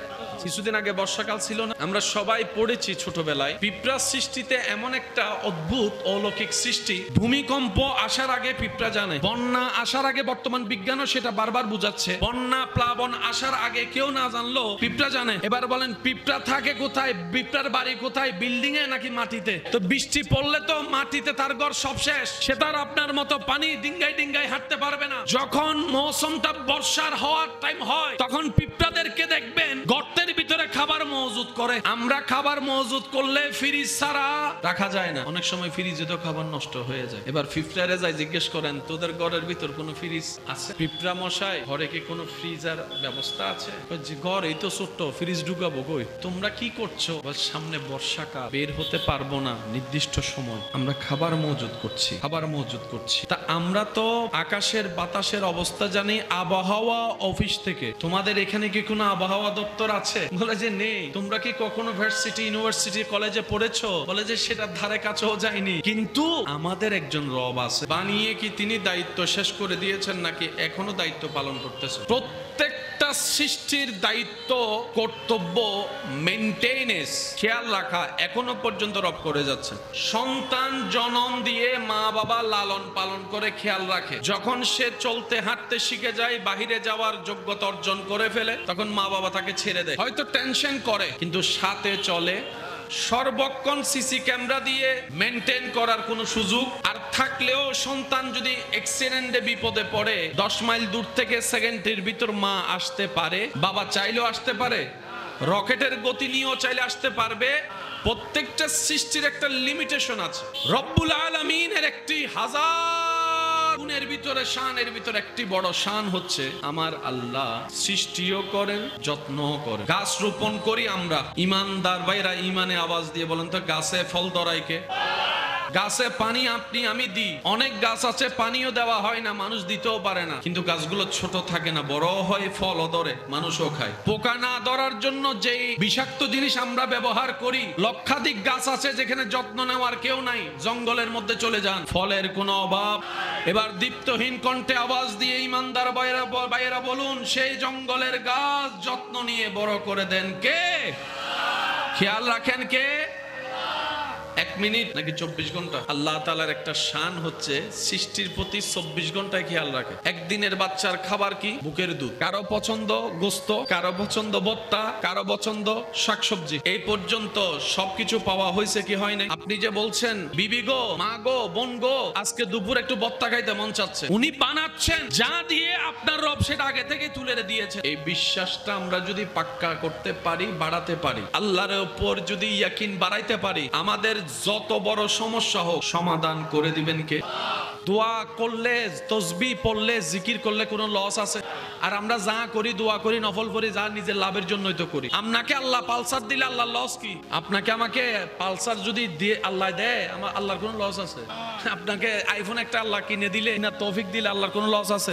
আল্লাহ তাআলা আমাদের সবাইকে বুঝার, আমল করার তৌফিক দান করুন। কষ্টের সাথেই সুখ শান্তি রয়েছে। রব বলে যে কষ্ট একটাতে ধৈর্য ধরবে, নিয়ামত আমি আল্লাহ তাকে দুইটা দিব। কতবার তোরা হাইয়া আলাস সালাহ বলে ডাকছি, তুই আসস নাই। আজকে তোর ডাকে আমাকে সাড়া দিতে হবে। তিনি রহমান এবং রহিম বলেই আমাদের জন্য এখনো পর্যন্ত দিয়ে যাচ্ছেন। রব দেখতে চাই সে বান্দাদেরকে যারা বুকের মধ্যে থাপ্পড় দিয়ে বলতে পারবে ভিতর থেকে মালিক আছে, মালিক আছে, মালিক আছে। তখন রব বলে যে হ্যাঁ ঠিক আছে জিব্রাইল, ওর প্রতি একটু খেয়াল রাখ, স্পেশাল সেবা করিস, আমি তার সাথে আছি। আমাদের অশান্ত মনকে শোনাতে চাচ্ছি, আমাদের অস্থির ব্রেনকে জানান দিতে চাচ্ছি, যার একজন এমন মালিক আছে, এমন একজন রব আছে, যার অন্তরে হাসবুনাল্লাহ এই বিশ্বাস, এই আস্থা আছে যে আমার জন্য আমার আল্লাহ আছে, সেই আল্লাহ সর্বক্ষমতার অধিকারী, এই আল্লাহ আমার জন্য যথেষ্ট। অন্তর থেকে, মন থেকে ভালোবাসা দিয়ে, ইয়াকিন দিয়ে যে বিশ্বাসটা রাখতে পারবে, চোখের সামনে যদি পাহাড়ের রাস্তা বাঁধা হয়ে দাঁড়ায়, সেই পাহাড়ের ভিতরও রাস্তা হয়ে যাবে। সুবহানাল্লাহ। বান্দা যখন শয়তান বেশি জ্বালাবে, তুই যখন তাকে ফেস করতে পারবি না, যখন তার সাথে তুই যুদ্ধ করে টিকতে পারবি না, তুই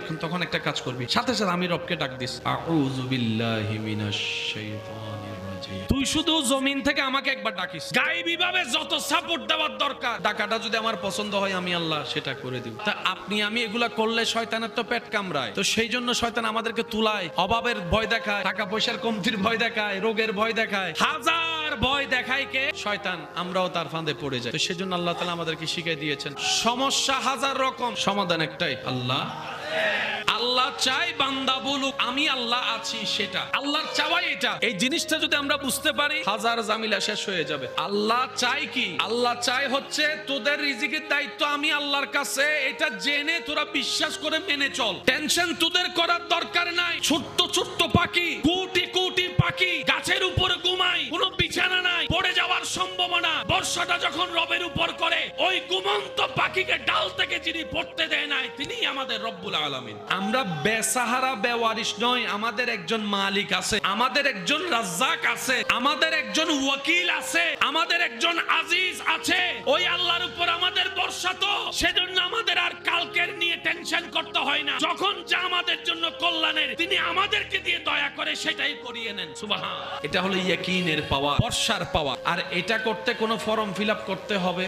এবার বুঝতে পেরেছেন কেন আল্লাহ ওলিদের ব্যাপারে বলেছেন লা খাউফুন আলাইহিম ওয়ালা হুম ইয়াহজানুন? আল্লাহ কেন ওলিদের ব্যাপারে এই কথা বললেন? তাদের কোনো ভয়ও নাই, টেনশনও নাই। আল্লাহ পাক বলে যে ভয় টেনশন থাকবে কিভাবে? তাদের সাথে তো আমি রব্বুল আলামিন আমার রহমত রেখেছি। সুবহানাল্লাহ।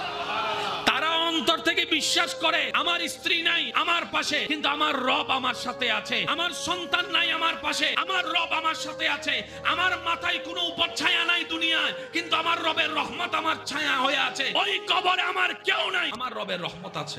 এই ইয়াকিন যাদের ভিতরে যত শক্ত, নিয়ামত তাদের জন্য তত বেশি। অনেক সময় দেখবেন আমার কোনো ভাই বোনেরা বিশেষ কোনো কাজ, চাওয়া, স্বপ্ন পূরণ হওয়ার জন্য বিশেষ কোনো আমল করে, জিকির করে, ওজিফা করে, অনেকদিন করার পরও যখন পায় না, তখন শয়তান মনে মনে ঢুকাই দেয়, এতদিন করে লাভ কি হয়েছে? আল্লাহর কাছে এত করে চাইছি, আল্লাহ তো দেয় নাই। আল্লাহকে এত করে বলছি, কান্না করে, তাহাজ্জুদের নামাজ পড়ে, আল্লাহ তো দেয় নাই। ঢুকাই দিচ্ছে কথাগুলাকে, ফাঁদে পড়ে যাচ্ছি আমরা, ফাঁদে পড়ে যাচ্ছি। ঈমানও দুর্বল হচ্ছে আমাদের, ঈমানও নষ্ট হচ্ছে আমাদের, লাভ হচ্ছে সব শয়তানের। কথা বলেন ঠিক কিনা? সেজন্য মনে রাখবেন, কোন জিকির করে, কোন দোয়া পড়ে, কোন নামাজ পড়ে যদি আপনার চাওয়াটা পূরণ না হয়, এখানে দুইটা অর্থ হতে পারে। এক নাম্বার, হয়তো আপনি যেটা চাচ্ছেন সেটা আপনার জন্য এখন ভালো নয়, কিংবা কখনো ভালো নয়, সেজন্য আল্লাহ আপনাকে দিচ্ছে না। আর না হয় যেভাবে জিকির, নামাজ, দোয়া করলে আপনার রবের পছন্দ পছন্দ হবে, আপনি আমি সেই লেভেলের করতে পারি নাই, ব্যর্থতা আমাদের। আল্লাহর এখানে কোনো লাভ লসই নাই। উল্টা আমরা অভিমান করি এমন ভাবে, মনে হয় যেন আল্লাহর কাছে কিছু পাওনা আছে, চাইলেই দিতে হবে। কেউ যদি একটা গালি দেয় 10 মাইল দূর থেকে গালি শুনি, কেউ যদি মুখে মুখে না বলে, যদি এমনি বলে, মুখে বলে না, কেউ যদি আপনার সামনে এমনি ঠোঁটলার 10 মাইল দূরের বদনাম করা শুনে যায়, ঘরের পাশ থেকে মুয়াজ্জিন হাইয়া আলাস সালাহ বলে, সেটা আর শুনতে পাই না। আমাদের যখন অল্প টেনশন, আমাদের প্রেসার হাই হয়ে যায়। আর হযরত ইমাম হুসাইন কারবালার ময়দানে যাওয়ার পরও টেনশন লাগে না। আমাদের গাড়ি একটা মিস হয়ে গেলে টেনশনে ঘুমাইতে পারি না। আর ওদিকে নূহ আলাইহিস সালাম 40 দিন পর্যন্ত নৌকার উপরে ভাসতেছে টেনশন ছাড়া। আমাদের একটা দোষ, একটা ভুল যদি কোনো রকম কেউ জানে যায়, আমাদের টেনশনে ঘুম হয় না। আর ওদিকে জগতের সবাই মিলে মরিয়ম আলাইহিস সালামকে বেশ্যা ডেকেছেন, অপবাদ দিয়েছেন, যেহেতু স্বামী ছাড়া ঈসা নবীকে জন্ম দিয়েছেন। ঈসা নবীকে বাপ ছাড়া সন্তান বলে কত অপবাদ দিয়েছেন। ঈসা নবীর কোনো টেনশন নাই, কারণ ঈসা নবী জানে মন্দের ভিতরেও ভালো এনে দিতে পারে। জগতে প্ল্যানিং করে ইউসুফ নবীকে কুফে ফেলছে, আল্লাহর হিকমতে ওনাকে রাজ সিংহাসনে পৌঁছে দিয়েছে। আর ওদিকে আইয়ুব আলাইহিস সালাম রোগও হয়েছেন, রোগও জানেন, ঠিকই আছে। ইউনুস আলাইহিস সালাম মাছের পেটে পড়েছেন, জানেও, ঠিকই আছে। কিরে ইউনুস নবী, ও ইউনুস নবী, চতুর্দিকে বন্ধ, আপনি মাছের ভিতরে মাছ পানির ভিতরে, টেনশন লাগে না? বলে যে মালিক যার নাই তার না টেনশন, আমার একজন মালিক আছে, আর উনি এমন মালিক যিনি সেকেন্ডের ভিতরে দিনকে রাত, রাতকে দিন, মরাকে জীবিত, জীবিতকে মৃত বানাই দিতে পারে। সুবহানাল্লাহ। যখন আমি আমার দিকে তাকাই, আমার আর সাহস লাগে না। যখন আমি আমার মওলার দিকে তাকাই, আমার বুক ফুলে যায় সাহসে, আমার একজন মালিক আছে। এক একজনের টেনশন এক এক রকম, এক একজনের টেনশনের ধরন এক এক রকম, এক একজনের মনের চাওয়া পূর্ণ না হওয়ার ধরন এক এক রকম, কিন্তু সমাধান একটাই, একজন আল্লাহ আছে। টেনশন শব্দটা সেম, কিন্তু ধরন ভিন্ন। কারো ছেলে মেয়ে কথা শুনে না, এক টেনশন। আবার কারো ছেলে মেয়ে নাই, সেজন্য আর এক টেনশন। কারো বিয়ে হচ্ছে না বলে টেনশনে আছে, আবার কেউ বিয়ে করে ঝামেলায় পড়ে আছে। টেনশনের কোনো শেষ। আফসোস আমাদের জন্য, শুধু আমরাই ওনার উপর ভরসাটা করে বের হতে পারি না। আমরা ভরসা করি নিজেদের উপর, বসের উপর, সেজন্য আমাদের টেনশন লাগে। কারণ আমাদের ভরসার লেভেলটা পশু পাখির ভরসার লেভেলটা অনেক বেশি। আমরা যদি আমাদের ইয়াকিনটা রবের উপর পাক্কা করতে পারি, আমাদের আর কিছু লাগবে। তখন আপনি দুনিয়াতে না থাকলেও আপনার ছেলে মেয়ের ভবিষ্যৎ নিয়ে যে টেনশন করছেন, সেটাও করা লাগবে না। তখন আপনার ছেলে মেয়ের জিম্মাদারি আপনার রব নিবে, দুই ভাবে, স্রষ্টা হিসেবেও নিবে, আপনার ইয়াকিনের কারণেও নিবে, ডবল ভাবে নিবে। তো আপনার ছেলে মেয়ের জিম্মাদারি যদি আপনার রব নেয়, আর টেনশন আছে? সৃষ্টি করে তিনি ছেড়ে দেয় নাই, সেকেন্ডে সেকেন্ডে খেয়াল রাখে। উনি খেয়াল না রাখলে আপনি আমি ডোগো গিলতে পারবো না। উনি যদি খেয়াল না রাখে, আপনি আমি খাবার যে স্বাদ সেটাও পাবো না। উনি খেয়াল রাখে বলে খাদ্যনালীর খাবার খাদ্যনালী দিয়ে যায়, নিঃশ্বাসের নিঃশ্বাস, নিঃশ্বাস নাশে দিয়ে আসে। সুবহানাল্লাহ। এরকম একজন আল্লাহ রব বলে যে এটাই তোকে, তোর মুখে আমি শুনতে চাচ্ছি। আমি চাই বান্দা তুই এটা বল। কেউ যখন বেড়াইতে যায়, বাইরে যায়, আপন মানুষ মুরব্বীরা তখন ওনাকে একটা দোয়া বলে বিদায় দেয়। এটা কি? জন্ম আমি দিছি তোরে, তোর উপর আমার অধিকার বেশি, কিন্তু আমার চাইতে আমার রবের অধিকার তোর চাইতে উপর বেশি। আমি তোরে যত্ন নিই 5%, আল্লাহ তোরে যত্ন নেয় 1000%। তখন মা যখন অপরাগ হয়, কারণ বাহিরে তো মা নিয়ন্ত্রণ করতে, বাপ নিয়ন্ত্রণ করতে পারবে, বিমানে উঠতেছে এটা কেউ নিয়ন্ত্রণ করতে পারবে? তখন মা বলে যে আল্লাহ আমার কলিজার দনটা ফি আমানিল্লাহ, তোমার আমানতে, তোমার জিম্মাদারিতে, তোমার নজরে ছেড়ে দিলাম। সুবহানাল্লাহ। বাবাই বলে ফি আমানিল্লাহ, আমার কলিজার টুকরা মেয়েটাকে আল্লাহ তোমার হেফাজতে ছেড়ে দিলাম, তোমার সুপর্দে ছেড়ে দিলাম। তখন রব্বুল আলামিন স্রষ্টা হিসেবে তো যত্ন নেয়। ওই মা বাবা দোয়া করার কারণে আল্লাহ পাক আলাদা যত্ন নেয়। আপনারা অনেক সময় হয় না বড় বিপদ থেকে বেঁচে যান, অনেক বড় দুর্ঘটনা হওয়া থেকে বেঁচে যায়, আছে না? এগুলো কারো না কারো দোয়ার ফসল। আমার বান্দাদের ভিতরে যারা ঈমানের উপর অটল থাকে এবং সর্বাবস্থায় তাদের হৃদয়ে, তাদের মনে আমি রবের উপর ভরসা রাখে, বিশ্বাস রাখে, জীবনের প্রত্যেকটা সেকেন্ডকে আমি আল্লাহ আছি আমার প্রতি বিশ্বাসটা রাখে, আমি আল্লাহ তাদেরকে এমন ভাবে দয়া করি, শয়তানও তাদেরকে আর স্পর্শ করতে পারে না। ওলি কারা? যাদের সাথে শয়তানের কানেকশন করাই দিল কে? তো ওনারা কি করেছেন? আল্লাহর ওলিরা বলে সর্বকস্তায় আমার আল্লাহ আছে, অভাব আসছে আমার আল্লাহ আছে, কষ্ট আসছে, বিপদ আসছে আমার আল্লাহ আছে। ডাক্তারে বলে যে 3 মাসের সময় আর বাঁচতে পারবা না। আপনার এলাকায় খবর নেন এরকম অনেকে আছে, এখনো বাচ্চা আছে। বিশ্বাসটা কার উপর রাখবো? এখন কিভাবে আনবো সেই বিশ্বাসটা জীবন চলার পর? আমরা তো আর আল্লাহর বলি না, আমাদের বিশ্বাস তো সেই লেভেলে যাই নাই, আমরা সবাই জানি। আনবো কিভাবে? এক কথায়, বুঝি না বুঝি, মন মতো হোক আর না হোক, নবীর প্রেম আদব মহব্বত অন্তরে রেখে শুধু এতটুকু বলবেন, যা হওয়ার হবে দেখা যাবে, আল্লাহ আছে, যা হবার হবে দেখা যাবে, দুশমনের যা প্ল্যানিং করার করুক দেখা যাবে। আরে দিন মিশেছে তো সেটাই হবে। আমার রব যেটা চাইবে। যিনি মূর্খরে সেকেন্ডের ভিতর জ্ঞানী বানাইতে পারে, যিনি অভাবীকে সচ্ছলতার পথ দেখাই দিতে পারে, নিঃসন্তানকে যিনি সন্তান দান করতে পারে। এবার আমি বললাম আল্লাহ আমার সন্তান দরকার। রব বলে যে আমি এখন দিব না, যখন তোর জন্য ভালো হবে তখন দিব। আল্লাহ এতদিন আমি কি করব? রব বলে যে এতদিন তুমি অপেক্ষা করো, এটার নাম ধৈর্য। ধৈর্য কাকে বলে? আল্লাহর হুকুম আসা পর্যন্ত আপনি আমি হাত পা গোটাই আল্লাহর রহমতের দিকে তাকায় থাকা, খুশি মনে, এটার নাম হচ্ছে ধৈর্য। আল্লাহ চাইলে আপনাকে পাখির মতো খাওয়াইতে পারে, এটা আল্লাহর সে কুদরত। যদি দেখতে চান আপনার ঘরের অসুস্থ মা বোনকে দেখেন, বাবাকে দেখেন, একটা কাজও করে না, টাইমে টাইমে খাবার খায়। নিয়ম হচ্ছে কাজ করলেই খাবার, কিন্তু মা বাবা তো মুরব্বী, তো দাদা নানি তো অসুস্থ, ওনারা তো খাবার খায় এই টাইমে টাইমে, বরং আমাদের চাইতে আরো টাইম বেশি মেনটেন হয় ওনাদের। আমরা তো দুইটার বা তিনটাও খাই, কিন্তু যাদের দুইটাই ওষুধ আছে, ঘরের বউয়েরা মেয়েরা দেখবেন যে টাইমে টাইমে গোসল না করে হলো, নিজের খাবার পরে খেয়ে হলো, দাদিরে খাওয়ায়, শাশুড়িরে খাওয়ায়, মারে খাওয়ায়, নানিরে খাওয়ায়। এবার দাদা দাদি নানা নানির জিজ্ঞেস করেন ডিউটি কি? শক্তি নাই, কাজ করার ক্ষমতা নাই। রব বলে যে দেখ দেখ, কাজ ছাড়াও আমি খাওয়াইতে পারি। বলেন মায়ের পেটের মধ্যে আমরা ছিলাম কি ছিলাম না? খাওয়াইছেন কে? কোন কাজ করছি? শুধু ঘুরছি। আল্লাহ খাওয়ায়, আল্লাহ খাওয়ায়, মায়ের নারী দিয়ে নাভি দিয়ে খাওয়ায় খাওয়ায়। এবার বলেন মানুষ খায় কি দিয়ে? খাওয়া ছাড়া তো বাঁচতে পারবে, কিন্তু মানুষ যখন এমন পরিস্থিতিতে পড়ে মুখকে খাবার গিলতে পারে না, তখন খাবার দেখি দিয়ে। আল্লাহ তাআলা দুইটা অপশন রেখে দিয়েছেন। বান্দা কখনো যদি তোর মুখ বন্ধ হয়, খাইতে না পারস, আমি আল্লাহ তোর জন্য যত্ন করে নাকের ব্যবস্থা করে দিয়েছি। সুবহানাল্লাহ। ডাক্তাররা গবেষণা করে দেখে মুখে তার ডুক গিলার ক্ষমতা, অথবা খাদ্যনালী চিমাই গেছে, খাবার যাওয়ার ক্ষমতা, লিকুইড খাবার নাক দিয়ে দিয়ে দিচ্ছে, এক নাকে এক শিশি দিয়ে নিঃশ্বাস দিচ্ছে, আর এক শিশি দিয়ে খাবার যাচ্ছে। এবার বুঝতে পেরেছেন একটা নাকের কেন দুইটা নাসি দিয়েছে আল্লাহ? কখনো প্রয়োজন হলে এক ছিদ্র দিয়ে খাবার যাবে, তো খাবার গিলে নিঃশ্বাস বন্ধ হলে তো মারা যাবা। রব বলে যে আরেকটা ছিদ্র দিয়ে নিঃশ্বাসের ব্যবস্থা করে দিয়েছে। সুবহানাল্লাহ। একটু যদি আপনারা খেয়াল করেন, এই নাক এই মুখের জায়গায় কণ্ঠনালী, কণ্ঠনালী ঠিক এই জায়গায় গিয়ে দুইটা রাস্তা।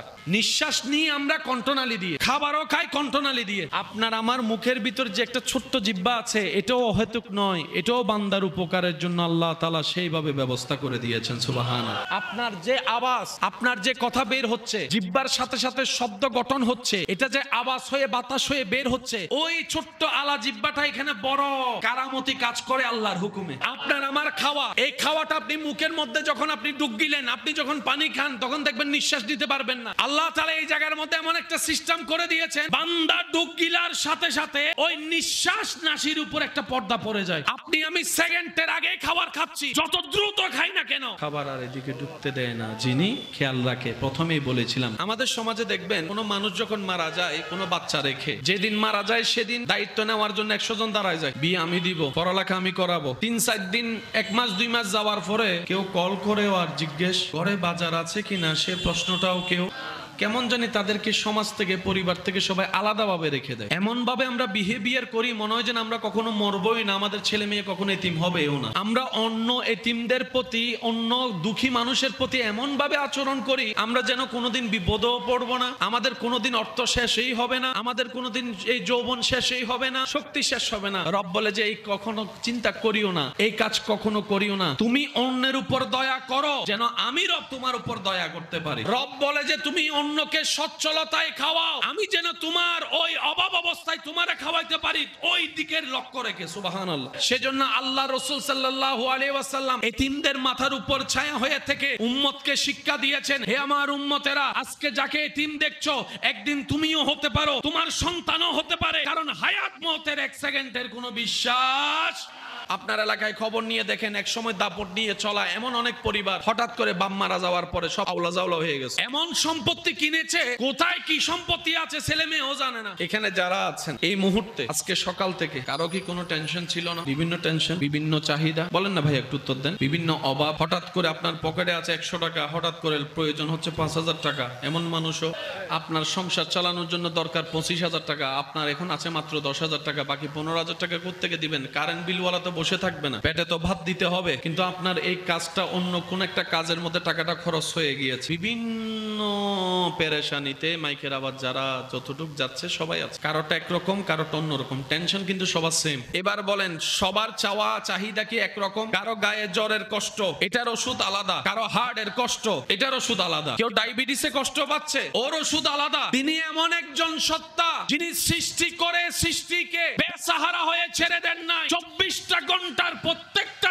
সেকেন্ডে সৃষ্টির প্রতি খেয়ালও রাখেন, সৃষ্টির যত্ন নেন, সৃষ্টির চাহিদা মোতাবেক তাদের চাহিদাও পূরণ করেন। আমাদের একজন আল্লাহ, আমাদের একজন মালিক, আমাদের একজন রাজ্জাক, আমাদের একজন গফফার, আমাদের একজন রহমান, আমাদের একজন রহিম, আমাদের একজন গনি, আমাদের একজন ওয়াকিল, আমাদের একজন আজিজ, আমাদের একজন করিম, আমাদের একজন রউফ, আমাদের একজন রহিম, আমাদের একজন খালিক, আমাদের একজন মালিক।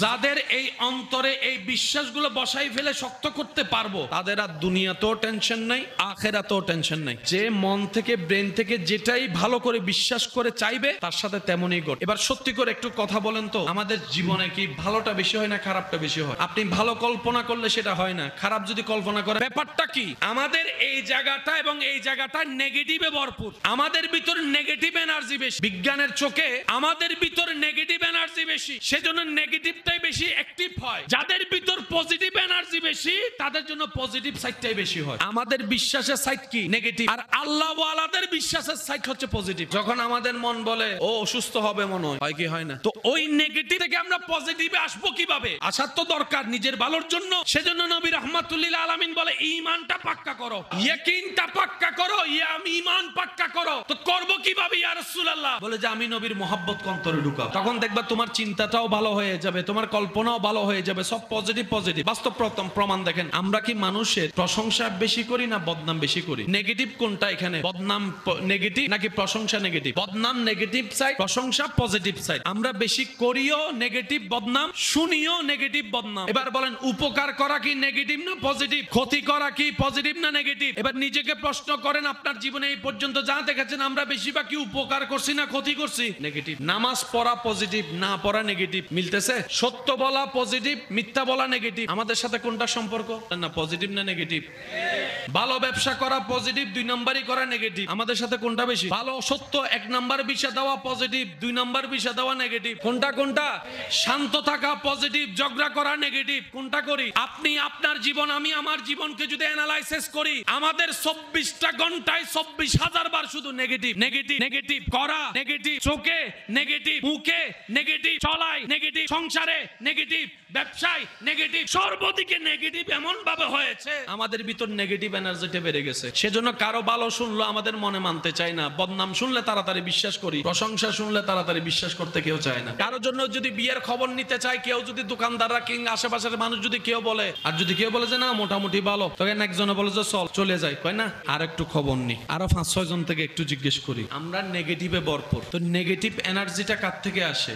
আল্লাহ থেকে না শয়তান থেকে? আল্লাহ থেকে আসে হুকুমটা পজিটিভ, নবী থেকে আসে পজিটিভ, কোরআন থেকে আসে পজিটিভ, নামাজ থেকে আসে পজিটিভ, রোজা থেকে আসে পজিটিভ, জিকির থেকে আসে পজিটিভ, দরুদ থেকে আসে পজিটিভ, মাহফিল থেকে আসে পজিটিভ, মসজিদ থেকে আসে পজিটিভ, মা বাবার সেবা থেকে আসে পজিটিভ, বড়দের সম্মান থেকে আসে পজিটিভ, ছোটদের স্নেহ থেকে আসে পজিটিভ, সততার সাথে আসে পজিটিভ, ধৈর্য ধরলে পজিটিভ, ক্ষমা করলে পজিটিভ, মায়া করলে পজিটিভ, খানা খাওয়াইলে পজিটিভ, নিঃস্বার্থ ভালোবাসলে পজিটিভ। ওই পজিটিভ গুলাকে ইসলামের ভাষায় সওয়াব বলা হয়। কি নেগেটিভ দরকার না পজিটিভ? কিন্তু আমরা জীবন কাটাইছি কি দিয়ে? সেজন্য আমাদের উপর পজিটিভ ভালো করে আসে। নেগেটিভ ইজ ইকুয়াল টু জাহান্নাম, পজিটিভ ইজ ইকুয়াল টু জান্নাত। নেগেটিভ মানে অমানুষ, পজিটিভ মানে মানুষ। নেগেটিভ মানে সমাজ পরিবার এলাকার জন্য ক্ষতিকারক, পজিটিভ মানে এলাকা সমাজ পরিবারের জন্য নিয়ামত। নেগেটিভ মানে আল্লাহর দুশমন, পজিটিভ মানে আল্লাহর বন্ধু। আমরা সবাই নেগেটিভের দলে, আল্লাহর ওলিরা সবাই পজিটিভের দলে। আর আপনারা জানেন নেগেটিভ সর্বদা মারাত্মক হয়। নেগেটিভ পজিটিভ কোন বান্দার সুদের সাথে নিয়ে বাঁচতে হবে না তো ভাই। আপনি কেন মনে করতেছেন 5,000 টাকা দিতে না পারলে মাইরে ফেলবে সব? হায়াতের মালিক কে? করোনা হওয়ার পরও মানুষ বাচ্চা আছে, এরকম হাজার মানুষ আছে মাস্ক পরে নাই, করে নাই, এখনো পর্যন্ত বাচ্চা আছে। হায়াতের মালিক, রক্ষা করার মালিক। শুধু আমাদের ঈমান শক্ত রেখে সততার সাথে চলতে হবে, যে বাকি কাজ যিনি করে দিবেন তিনি কে। যদি এই বিশ্বাসটা আমাদের মধ্যে থাকে, সুদের সাথে লাগার কোনো দরকার। এবার আমার ভাই আমাকে বলবে, ভাইয়া আমার সামনে 1 মাস পরে আমার মেয়ের বিয়ে, এখন আমার আত্মীয় স্বজন অনেকের কাছে চাইছি, কেউ তো দেয় নাই, বিয়ে তো নেমে আসছে, আমি এখন কিভাবে কি করব? আমি বললাম, ভাই এটাই তো আপনার ঈমানের পরীক্ষার টাইম। আপনার যে ঈমান আছে আপনাকে পরীক্ষা দিতে হবে না, ফিরি তো হবে না, এটাই তো পরীক্ষার টাইম। আপনি পরীক্ষার টাইমটাকে মুসিবত মনে করতেছেন। এই প্যাঁচ লাগাইছি আমরা এই জায়গায়। অসুস্থতা হচ্ছে আপনার ঈমান রবের উপর কতটুকু আছে এটা পরীক্ষা দেওয়ার টাইম, সেটাকে আমরা বিপদ মনে করে বসে আছি। সেজন্য বিপদ মুসিবত সবকিছু মুমিনদের জন্য নিয়ামত। ইউসুফ নবীকে যদি কুফে ফেলার বিপদে না ফেলতেন আজকে হয়তো এই জায়গাটা আসতো না। আল্লাহ বুঝাই দিতে চাচ্ছেন ইন্নামা আল উসরি ইউসরান। মনে রাখবেন ভাইয়েরা, আল্লাহ এবং রাসূল সব ক্লিয়ার করে দিয়েছেন। বুঝি নাই, ব্যর্থতা আমাদের। খারাপ মানুষ আর ভালো মানুষ দাম কার বেশি, সম্মান কার বেশি, জান্নাতে কে যাবে? ভালো মানুষ। ভালো মানুষটারে খারাপ বানাই কে? তাহলে শয়তান যার উপর ক্ষমতা দেখাবে, যে শয়তানকে লাই দিবে, রাজত্ব দিবে, সে জাহান্নামে। অর্থাৎ যার সাথে শয়তানের বন্ধুত্ব হবে আর যে শয়তানকে 3 তালাক দিতে পারবে, এই কথায় কারো কোনো দ্বিমত আছে? এবার বলেন, শয়তানকে কি আমরা দেখি? শয়তানকে ধরতে পারি তো জিতবো কিভাবে? আমাদের সাপোর্ট লাগবে কার? কার দয়া লাগবে? কার সাহায্য লাগবে? এবার আওয়াজ দিয়ে বলেন, আমাদের উপর শয়তানের পাওয়ার আছে না নাই? বাপ চাচা দাদা নানা কালা কাকার উপর আছে না নাই? ব্যবসায়ীর উপর, মন্ত্রীর উপর, হুজুরের উপর, বক্তার উপর, টিচারের উপর, ড্রাইভারের সাথে, প্যাসেঞ্জারের সাথে, ডাক্তারের সাথে, রোগীর সাথে, ক্রেতার সাথে, বিক্রেতার সাথে শয়তানের একটা পাওয়ার সম্পর্ক আছে না নাই? আছে না নাই? উকিলের সাথে, ডাক্তারের সাথে, ব্যবসায়ীর সাথে, আব্দুল কাদের জিলানির সাথে। সেজন্য ওনারা বলি, আমরা ক্ষুধা লাগলে বাজার করে যে খাবারটা খাই, বাজার করি কোন জায়গা থেকে? দোকান থেকে। দোকান থেকে কি নিচে থেকে খাবারটা উঠে আসছে নাকি অন্য জায়গা থেকে আসছে? যে জায়গা থেকে আসছে সেখানে খাবারটা রোপণ করছে কৃষকে, তুলে দিয়েছে। কত ফসল তো বৃষ্টিতে নষ্ট হচ্ছে, কত ফসল তো বন্যায় নষ্ট হচ্ছে, তারপরে তো খাবার অভাব হয় নাই। বন্যায় কি খাবার নষ্ট হয় না? বৃষ্টিতে কি নষ্ট হয় না? আপনি এখন যান, আপনার যা দরকার দাম হইলে একটু বেশি হতে পারে, কিন্তু দোকানে আছে। কিভাবে ম্যানেজমেন্ট করেন আল্লাহ, রিজিকের দায়িত্ব আল্লাহ।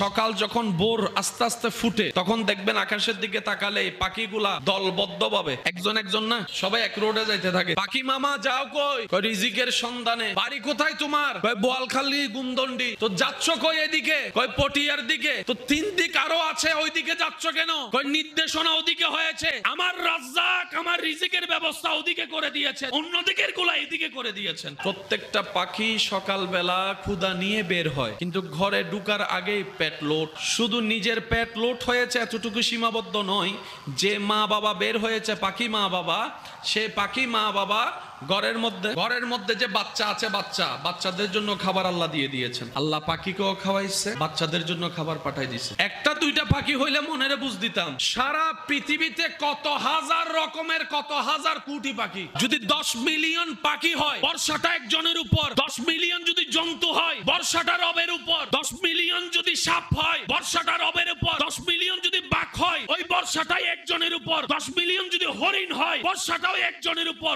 সমস্ত গণিত সৃষ্টির বর্ষা ওই একজনের উপর। মনে রাখবেন, কারো জীবনের সৌভাগ্য যদি হয় কোন এতিম পরিবার, অভাবীর দায়িত্ব নেওয়ার, বুক ফুলাই সে দায়িত্ব নিবেন, বুক ফুলাই নিবেন, বুক ফুলাই নিবেন। এবার আপনার বন্ধু যদি বলে তোর ইনকাম একজনের, তোর পরিবারে 5 জন, ওদের আছে 3 জন, 8 জন মানুষ কেমনে খাওয়াবি? আপনি শুধু উত্তর দিবেন, হাঁটবো আমি, হাঁটাবে আমার আল্লাহ, পরিশ্রম করব আমি, নিয়ামত দিবে আমার আল্লাহ, বাজার করব আমি, বরকত দিবে আমার আল্লাহ। ঘরে আছে কয়জন? যে দায়িত্ব নিয়েছেন ওইখানে আছেন কয়জন? মোট কয়জন? এই 8 জনের আলাদা আলাদা রিজিকের লিস্টি আছে না নাই? আপনি এই 3 জনের দায়িত্ব নেওয়ার সাথে সাথে আল্লাহ তাআলা আপনার রিজিকের ভিতরে এই 3 জনের রিজিকটাও ঢুকাই দিল। এবার কি কমছে না বাড়ছে? আমাদের রিজিক আনার জন্য অন্যের চাকরি করা লাগে কি লাগে না? ডিউটি করা লাগে। পাখির কোনো চাকরি, হাঁসের কোনো চাকরি, বরং হাঁসকে আপনি নিজে যাইয়া খাবার দিচ্ছেন, যে আয় আয় আয় আয়। বস আপনারে কোনোদিন বলছে আয় আয় আয় খা খা খা? যাইতে যদি 10 মিনিট লেট হয়, ওয়ার্নিং, এটা তোমার ঘর নয়, বাড়ি নয়। যদি বলেন যে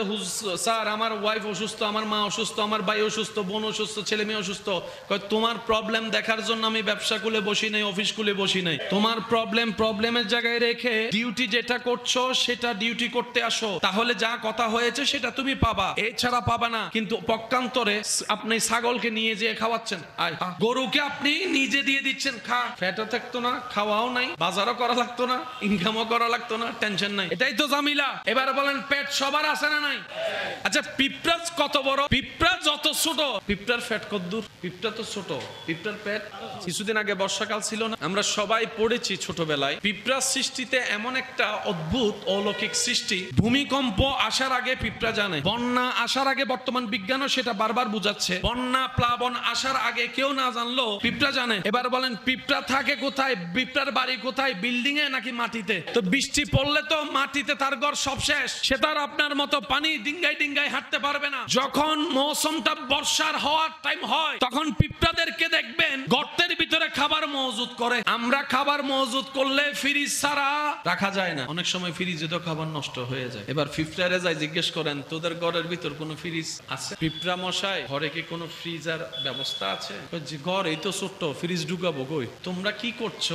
সামনে বর্ষাকাল, বের হতে পারবো না নির্দিষ্ট সময়, আমরা খাবার মজুদ করছি, খাবার মজুদ করছি। তা আমরা তো আকাশের বাতাসের অবস্থা জানি আবহাওয়া অফিস থেকে। তোমাদের এখানে কি কোনো আবহাওয়া দপ্তর আছে? বলে যে নেই। তোমরা কি কখনো ভার্সিটি ইউনিভার্সিটি কলেজে পড়েছো? বলে যে সেটার ধারে কাছেও যায়নি। কিন্তু আমাদের একজন রব আছে, বানিয়ে কি তিনি দায়িত্ব শেষ করে দিয়েছেন নাকি এখনো দায়িত্ব পালন করতেছেন? প্রত্যেকটা সৃষ্টির দায়িত্ব, কর্তব্য, মেইনটেনেন্স, খেয়াল রাখা এখনো পর্যন্ত রব করে যাচ্ছেন। সন্তান জন্ম দিয়ে মা বাবা লালন পালন করে খেয়াল রাখে, যখন সে চলতে হাঁটতে শিখে যায়, বাহিরে যাওয়ার যোগ্যতা অর্জন করে ফেলে, তখন মা বাবা তাকে ছেড়ে দেয়। হয়তো টেনশন করে কিন্তু সাথে চলে। সর্বক্ষণ সিসি ক্যামেরা দিয়ে মেনটেন করার কোনো সুযোগ আর থাকলেও সন্তান যদি অ্যাক্সিডেন্টে বিপদে পড়ে 10 মাইল দূর থেকে সেকেন্ডের ভিতর মা আসতে পারে, বাবা চাইলেও আসতে পারে, রকেটের গতি নিয়েও চাইলে আসতে পারবে। প্রত্যেকটা সৃষ্টির একটা লিমিটেশন আছে। রব্বুল আলামিনের একটি হাজার গুণের ভিতরে শানের ভিতরে একটি বড় শান হচ্ছে আমার আল্লাহ সৃষ্টিও করেন, যত্নও করেন। গাছ রোপণ করি আমরা, ইমানদার ভাইরা ইমানে আওয়াজ দিয়ে বলেন তো গাছে ফল ধরায় কে? গাছে পানি আপনি আমি দিই। অনেক গাছ আছে পানিও দেওয়া হয় না, মানুষ দিতেও পারে না, কিন্তু গাছগুলো ছোট থাকে না, বড় হয়, ফলও ধরে, মানুষও খায়। পোকা না ধরার জন্য যেই বিষাক্ত জিনিস আমরা ব্যবহার করি, লক্ষাধিক গাছ আছে যেখানে যত্ন নেওয়ার কেউ নাই, জঙ্গলের মধ্যে চলে যান, ফলের কোনো অভাব। এবার দীপ্তহীন কণ্ঠে আওয়াজ দিয়ে ইমানদার ভাইয়েরা বলুন, সেই জঙ্গলের গাছ যত্ন নিয়ে বড় করে দেন কে? খেয়াল রাখেন কে? 1 মিনিট নাকি 24 ঘন্টা? আল্লাহ তাআলার একটা শান হচ্ছে সৃষ্টির প্রতি 24 ঘন্টায় খেয়াল রাখে। একদিনের বাচ্চার খাবার কি? বুকের দুধ। কারো পছন্দ গোস্ত, কারো পছন্দ ভর্তা, কারো পছন্দ শাকসবজি। এই পর্যন্ত সবকিছু পাওয়া হয়েছে কি হয় না? আপনি যে বলছেন বিবি গো, মা গো, বোন গো, আজকে দুপুর একটু ভর্তা খাইতে মন চাচ্ছে, উনি বানাচ্ছেন যা দিয়ে আপনার রব সেটা আগে থেকে তুলে দিয়েছে। এই বিশ্বাসটা আমরা যদি পাক্কা করতে পারি, বাড়াতে পারি, আল্লাহর উপর যদি ইয়াকিন বাড়াইতে পারি, আমাদের যত বড় সমস্যা হোক সমাধান করে দিবেন কে? দোয়া করলে, তসবিহ পড়লে, জিকির করলে কোনো লস আছে? আর আমরা যা করি, দোয়া করি, নফল করি, যা নিজের লাভের জন্যই তো করি। আপনাকে আল্লাহ পালসার দিলে আল্লাহ লস কি? আপনাকে আমাকে পালসার যদি দিয়ে আল্লাহ দেয়, আমার আল্লাহর কোনো লস আছে? আপনাকে আইফোন একটা আল্লাহ কিনে দিলে না তৌফিক দিলে আল্লাহর কোনো লস আছে? আল্লাহ তাআলা আমাদের সবাইকে বুঝার, আমল করার তৌফিক দান করুন। কষ্টের সাথেই সুখ শান্তি রয়েছে। রব বলে যে কষ্ট একটাতে ধৈর্য ধরবে, নিয়ামত আমি আল্লাহ তাকে 2টা দিব। কতবার তোরা হাইয়া আলাস সালাহ বলে ডাকছি, তুই আসস নাই, আজকে তোর ডাকে আমাকে সাড়া দিতে হবে। তিনি রহমান এবং রহিম বলেই আমাদের জন্য এখনো পর্যন্ত দিয়ে যাচ্ছেন। রব দেখতে চাই সে বান্দাদেরকে যারা বুকের মধ্যে থাপ্পড় দিয়ে বলতে পারবে ভিতর থেকে মালিক আছে, মালিক আছে, মালিক আছে। তখন রব বলে যে হ্যাঁ ঠিক আছে জিব্রাইল, ওর প্রতি একটু খেয়াল রাখ, স্পেশাল সেবা করিস, আমি তার সাথে আছি। আমাদের অশান্ত মনকে শোনাতে চাচ্ছি, আমাদের অস্থির ব্রেনকে জানান দিতে চাচ্ছি, যার একজন এমন মালিক আছে, এমন একজন রব আছে, যার অন্তরে হাসবুনাল্লাহ এই বিশ্বাস, এই আস্থা আছে যে আমার জন্য আমার আল্লাহ আছে, সেই আল্লাহ সর্বক্ষমতার অধিকারী, এই আল্লাহ আমার জন্য যথেষ্ট। অন্তর থেকে, মন থেকে ভালোবাসা দিয়ে, ইয়াকিন দিয়ে যে বিশ্বাসটা রাখতে পারবে, চোখের সামনে যদি পাহাড়ের রাস্তা বাঁধা হয়ে দাঁড়ায়, সেই পাহাড়ের ভিতরও রাস্তা হয়ে যাবে। সুবহানাল্লাহ। বান্দা যখন শয়তান বেশি জ্বালাবে, তুই যখন তাকে ফেস করতে পারবি না, যখন তার সাথে তুই যুদ্ধ করে টিকতে পারবি না, তুই তখন একটা কাজ করবি, সাথে সাথে আমি রবকে ডাক দিস, আউযু বিল্লাহি মিনাশ শাইতানির রাজিম। তুই শুধু জমিন থেকে আমাকে একবার ডাকিস, গায়েবী ভাবে যত সাপোর্ট দেওয়ার দরকার, ডাকাটা যদি আমার পছন্দ হয় আমি আল্লাহ সেটা করে দিব। তা আপনি আমি এগুলা করলে শয়তানের তো পেট কামড়ায়, তো সেই জন্য শয়তান আমাদেরকে তুলায়, অভাবের ভয় দেখায়, টাকা পয়সার কমতির ভয় দেখায়, রোগের ভয় দেখায়, হাজার ভয় দেখায় কে? শয়তান। আমরাও তার ফাঁদে পড়ে যাই। তো সেজন্য আল্লাহ তাআলা আমাদেরকে শিখিয়ে দিয়েছেন, সমস্যা হাজার রকম, সমাধান একটাই, আল্লাহ আল্লাহ চাই বান্দা বলুক আমি আল্লাহ আছি, সেটা আল্লাহর চাওয়াই এটা। এই জিনিসটা যদি আমরা বুঝতে পারি হাজার জামিলা শেষ হয়ে যাবে। আল্লাহ চাই কি? আল্লাহ চাই হচ্ছে তোদের রিজিকের দায়িত্ব আমি আল্লাহর কাছে, এটা জেনে তোরা বিশ্বাস করে মেনে চল। টেনশন তোদের করার দরকার নাই। ছোট্ট ছোট্ট পাখি, কোটি কোটি পাখি গাছের উপর ঘুমায়, কোনো বিছানা নাই, পড়ে যাওয়ার সম্ভাবনা। বর্ষাটা যখন রবের উপর করে, ওই ঘুমন্ত পাখিকে ডাল থেকে যিনি পড়তে দেয় নাই তিনি আমাদের রব্বুল আলামিন। আমরা বেসাহারা বেওয়ারিশ নয়, আমাদের একজন মালিক আছে, আমাদের একজন রাজ্জাক আছে, আমাদের একজন ওয়াকিল আছে, আমাদের একজন আজিজ আছে। ওই আল্লাহর উপর আমাদের ভরসা, তো সেজন্য আমাদের আর কালকের নিয়ে টেনশন করতে হয় না। যখন যা আমাদের জন্য কল্যাণের তিনি আমাদেরকে দিয়ে দয়া করে সেটাই করিয়ে নেন। সুবহান। এটা হলো ইয়াকিনের পাওয়া, ভরসার পাওয়া। আর এটা করতে কোনো ফর্ম ফিল আপ করতে হবে। এবার বুঝতে পেরেছেন কেন আল্লাহ ওলিদের ব্যাপারে বলেছেন লা খাউফুন আলাইহিম ওয়ালা হুম ইয়াহজানুন? আল্লাহ কেন ওলিদের ব্যাপারে এই কথা বললেন? তাদের কোনো ভয়ও নাই, টেনশনও নাই। আল্লাহ পাক বলে যে ভয় টেনশন থাকবে কিভাবে? তাদের সাথে তো আমি রব্বুল আলামিন আমার রহমত রেখেছি। সুবহানাল্লাহ। তারা অন্তর থেকে বিশ্বাস করে আমার স্ত্রী নাই আমার পাশে, কিন্তু আমার রব আমার সাথে আছে। আমার সন্তান নাই আমার পাশে, আমার রব আমার সাথে আছে। আমার মাথায় কোনো উপচ্ছায়া নাই দুনিয়ায়, কিন্তু আমার রবের রহমত আমার ছায়া হয়ে আছে। ওই কবরে আমার কেউ নাই, আমার রবের রহমত আছে। এই ইয়াকিন যাদের ভিতরে যত শক্ত, নিয়ামত তাদের জন্য তত বেশি। অনেক সময় দেখবেন আমার কোন ভাই বোনেরা বিশেষ কোনো কাজ, চাওয়া, স্বপ্ন পূরণ হওয়ার জন্য বিশেষ কোনো আমল করে, জিকির করে, ওজিফা করে, অনেকদিন করার পরও যখন পায় না তখন শয়তান মনে মনে ঢুকাই দেয়, এতদিন করে লাভ কি হয়েছে? আল্লাহর কাছে এত করে চাইছি, আল্লাহ তো দেয় নাই। আল্লাহকে এত করে বলছি, কান্না করে তাহাজ্জুদের নামাজ পড়ে, আল্লাহ তো দেয় নাই। ঢুকাই দিচ্ছে কথাগুলাকে। ফাঁদে পড়ে যাচ্ছি আমরা, ফাঁদে পড়ে যাচ্ছি। ঈমানও দুর্বল হচ্ছে আমাদের, ঈমানও নষ্ট হচ্ছে আমাদের, লাভ হচ্ছে সব শয়তানের। কথা বলেন ঠিক কিনা? সেজন্য মনে রাখবেন, কোন জিকির করে, কোন দোয়া পড়ে, কোন নামাজ পড়ে যদি আপনার চাওয়াটা পূরণ না হয়, এখানে দুইটা অর্থ হতে পারে। এক নাম্বার, হয়তো আপনি যেটা চাচ্ছেন সেটা আপনার জন্য এখন ভালো নয়, কিংবা কখনো ভালো নয়, সেজন্য আল্লাহ আপনাকে দিচ্ছে না। আর না হয় যেভাবে জিকির, নামাজ, দোয়া করলে আপনার রবের পছন্দ হবে, আপনি আমি সেই লেভেলের করতে পারি নাই, ব্যর্থতা আমাদের। আল্লাহর এখানে কোনো লাভ লসই নাই। উল্টা আমরা অভিমান করি এমন ভাবে, মনে হয় যেন আল্লাহর কাছে কিছু পাওনা আছে, চাইলেই দিতে হবে। কেউ যদি একটা গালি দেয় 10 মাইল দূর থেকে গালি শুনি। কেউ যদি মুখে মুখে না বলে, যদি এমনি বলে, মুখে বলে না, কেউ যদি আপনার সামনে এমনি ঠোঁটলার 10 মাইল দূরের বদনাম করা শুনে যায়, ঘরের পাশ থেকে মুয়াজ্জিন হাইয়া আলাস সালাহ বলে, সেটা আর শুনতে পাই না। আমাদের যখন অল্প টেনশন, আমাদের প্রেসার হাই হয়ে যায়। আর হযরত ইমাম হুসাইন কারবালার ময়দানে যাওয়ার পরও টেনশন লাগে না। আমাদের গাড়ি একটা মিস হয়ে গেলে টেনশনে ঘুমাইতে পারি না। আর ওদিকে নূহ আলাইহিস সালাম 40 দিন পর্যন্ত নৌকার উপরে ভাসতেছে টেনশন ছাড়া। আমাদের একটা দোষ, একটা ভুল যদি কোনো রকম কেউ জানে যায়, আমাদের টেনশনে ঘুম হয় না। আর ওদিকে জগতের সবাই মিলে মরিয়ম আলাইহিস সালামকে বেশ্যা ডেকেছেন, অপবাদ দিয়েছেন, যেহেতু স্বামী ছাড়া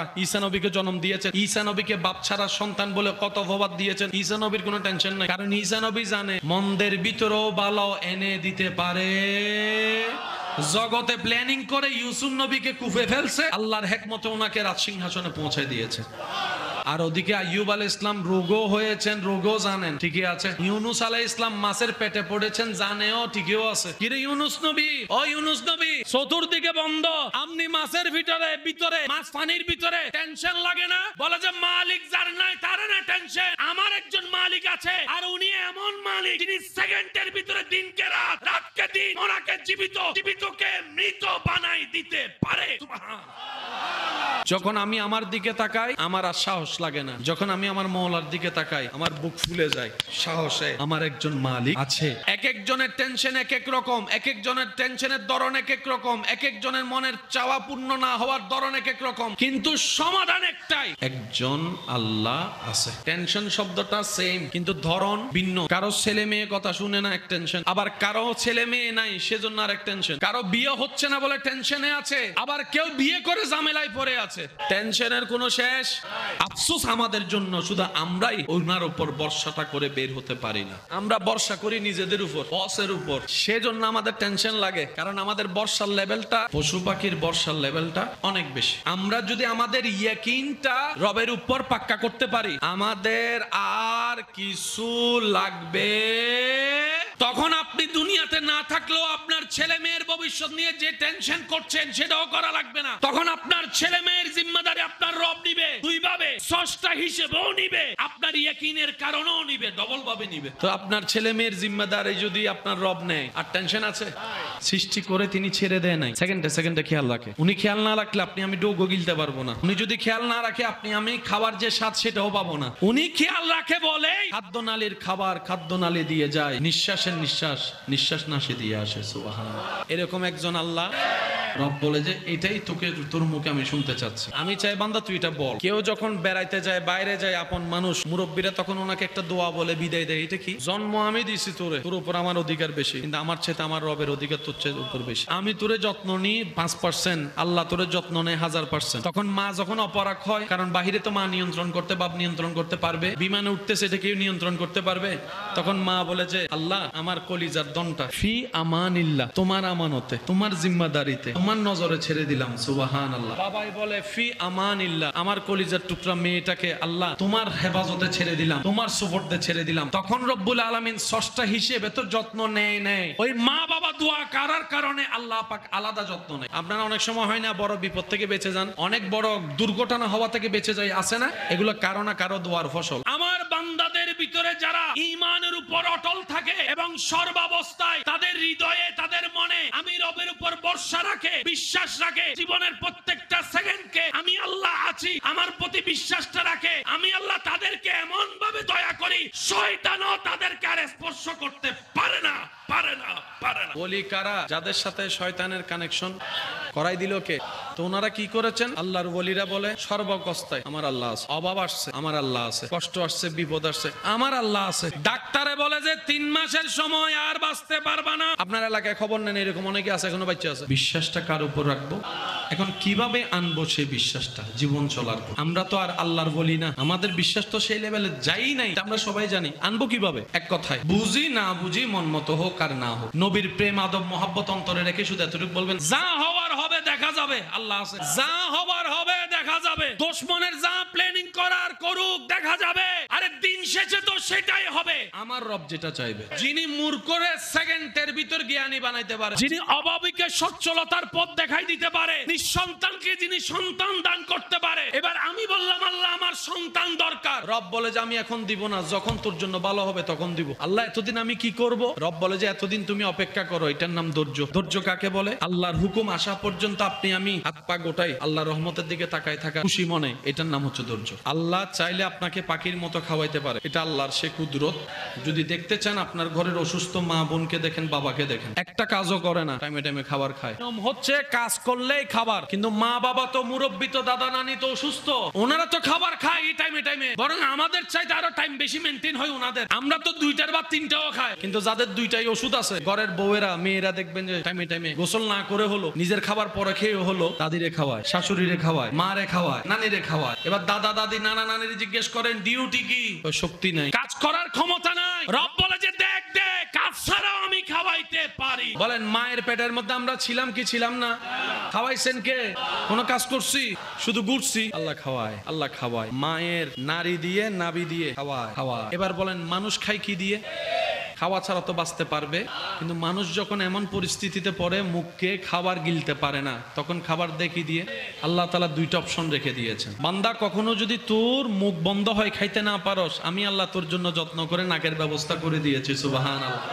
ডাক্তাররা গবেষণা করে দেখে মুখে তার ডুব গিলার ক্ষমতা অথবা খাদ্যনালী চিমাই গেছে খাবার যাওয়ার ক্ষমতা, লিকুইড খাবার নাক দিয়ে দিচ্ছে, এক নাকে এক শিশি দিয়ে নিঃশ্বাস নিচ্ছে আর এক শিশি দিয়ে খাবার যাচ্ছে। এবার বুঝতে পেরেছেন একটা নাকের কেন 2টা নাসি দিয়েছে আল্লাহ? কখনো প্রয়োজন হলে এক ছিদ্র দিয়ে খাবার যাবে, তো খাবার গিলে নিঃশ্বাস বন্ধ হলে তো মারা যাবা। রব বলে যে আরেকটা ছিদ্র দিয়ে নিঃশ্বাসের ব্যবস্থা করে দিয়েছে। সুবহানাল্লাহ। একটু যদি আপনারা খেয়াল করেন, এই নাক এই মুখের জায়গায় কণ্ঠনালী ঠিক এই জায়গায় গিয়ে 2টা রাস্তা।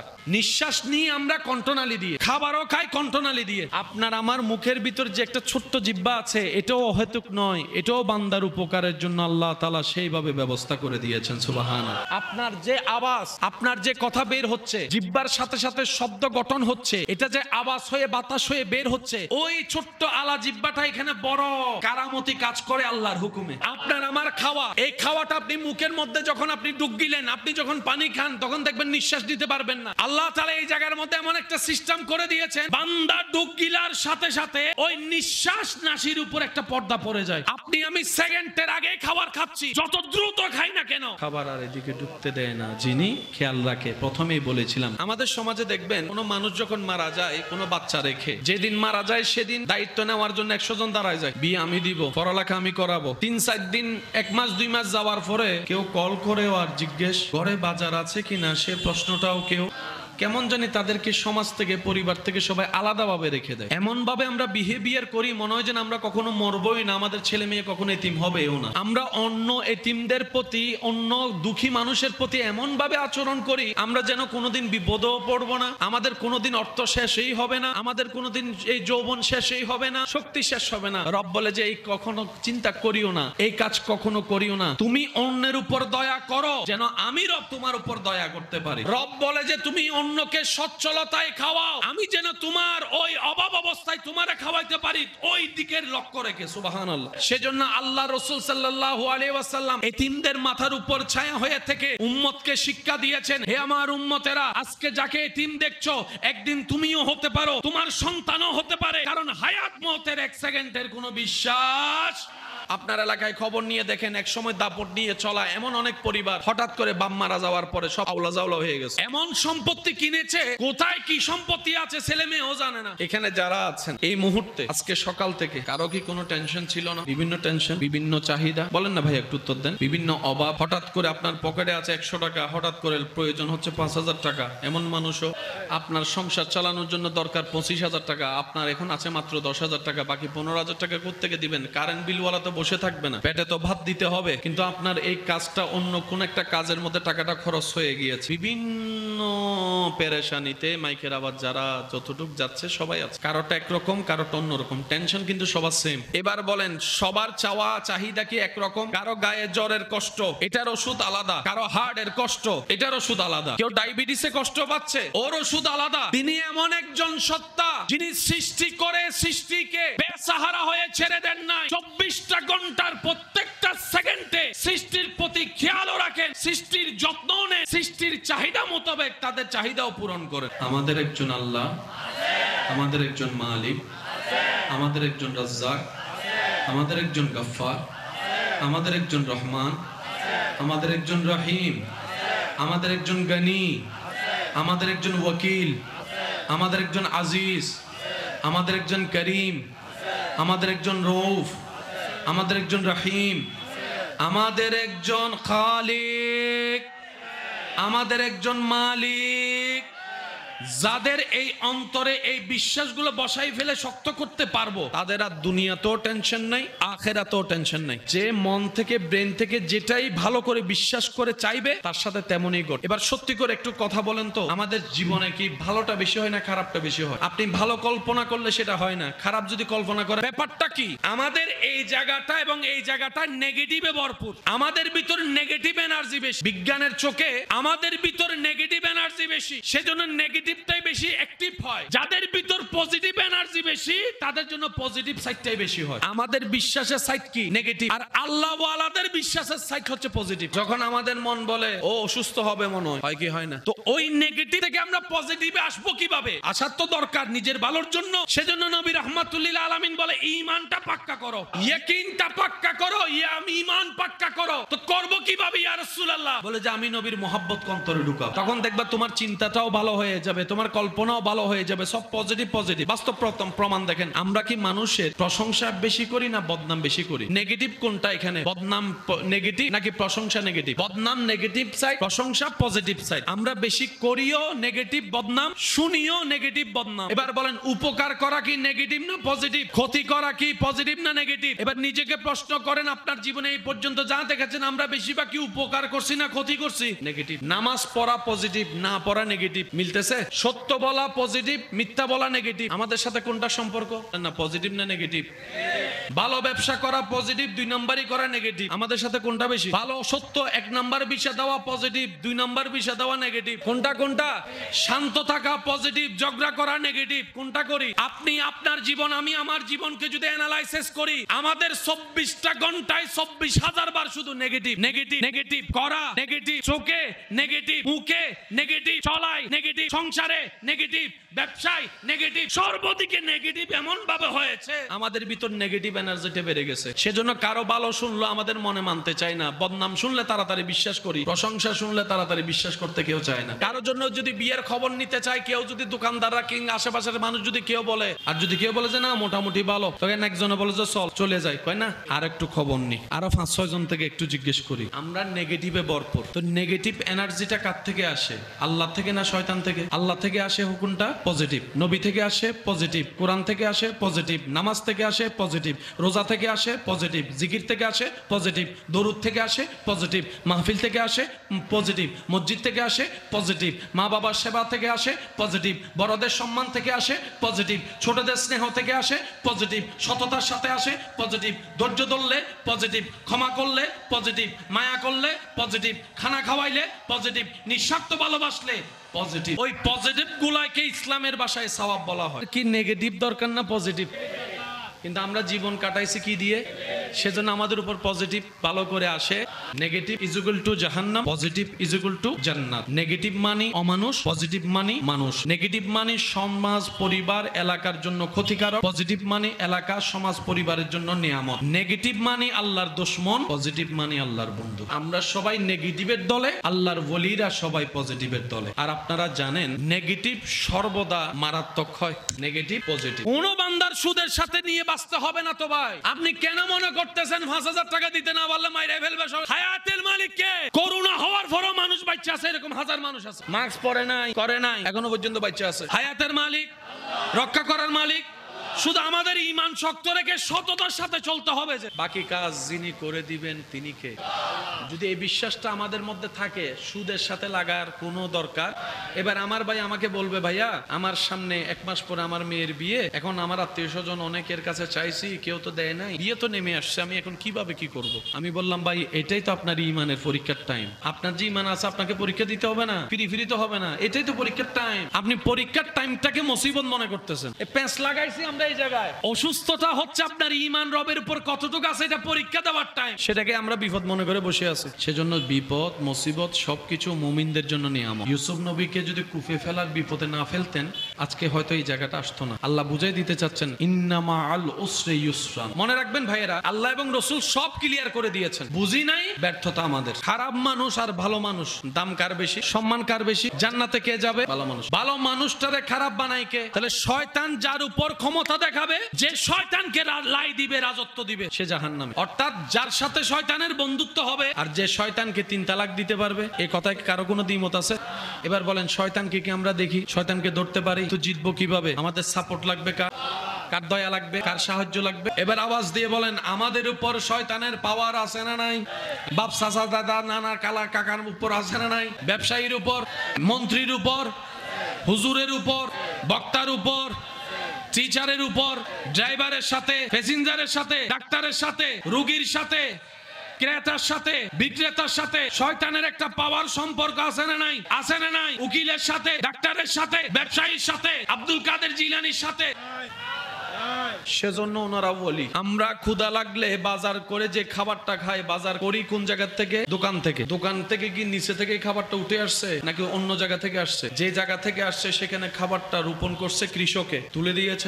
কত ফসল তো বৃষ্টিতে নষ্ট হচ্ছে, কত ফসল তো বন্যায় নষ্ট হচ্ছে, তারপরে তো খাবার অভাব হয় নাই। বন্যায় কি খাবার নষ্ট হয় না? বৃষ্টিতে কি নষ্ট হয় না? আপনি এখন যান, আপনার যা দরকার, দাম হইলে একটু বেশি হতে পারে কিন্তু দোকানে আছে। কিভাবে ম্যানেজমেন্ট করেন আল্লাহ, রিজিকের দায়িত্ব আল্লাহর। সকাল যখন ভোর আস্তে আস্তে ফুটে, তখন দেখবেন আকাশের দিকে তাকালে পাখিগুলা দলবদ্ধ ভাবে, একজন একজন না, সবাই এক রোডে যাইতে থাকে। পাখি মামা যাও কই? রিজিকের সন্ধানে। বাড়ি কোথায় তোমার? বোয়ালখালী, গুমদন্ডি। তো যাচ্ছ কই এদিকে, কই পটিয়ার দিকে। তো 3 দিক আরো আছে, ওইদিকে যাচ্ছ কেন? কই নির্দেশনা ওদিকে হয়েছে, আমার রাজ্জাক আমার রিজিকের ব্যবস্থা ওদিকে করে দিয়েছেন, অন্যদিকের গুলা এদিকে করে দিয়েছেন। প্রত্যেকটা পাখি সকালবেলা ক্ষুধা নিয়ে বের হয়, কিন্তু ঘরে ঢুকার আগেই পেট লোট। শুধু নিজের পেট লোট হয়েছে এতটুকু সীমাবদ্ধ নয়, যে মা বাবা বের হয়েছে পাখি মা বাবা, সে পাখি মা বাবা ঘরের মধ্যে যে বাচ্চা আছে, বাচ্চাদের জন্য খাবার আল্লাহ দিয়ে দিয়েছেন। আল্লাহ পাখিকেও খাওয়াইছে, বাচ্চাদের জন্য খাবার পাঠাই দিয়েছে। একটা দুইটা পাখি হইলে মনেরে বুঝ দিতাম,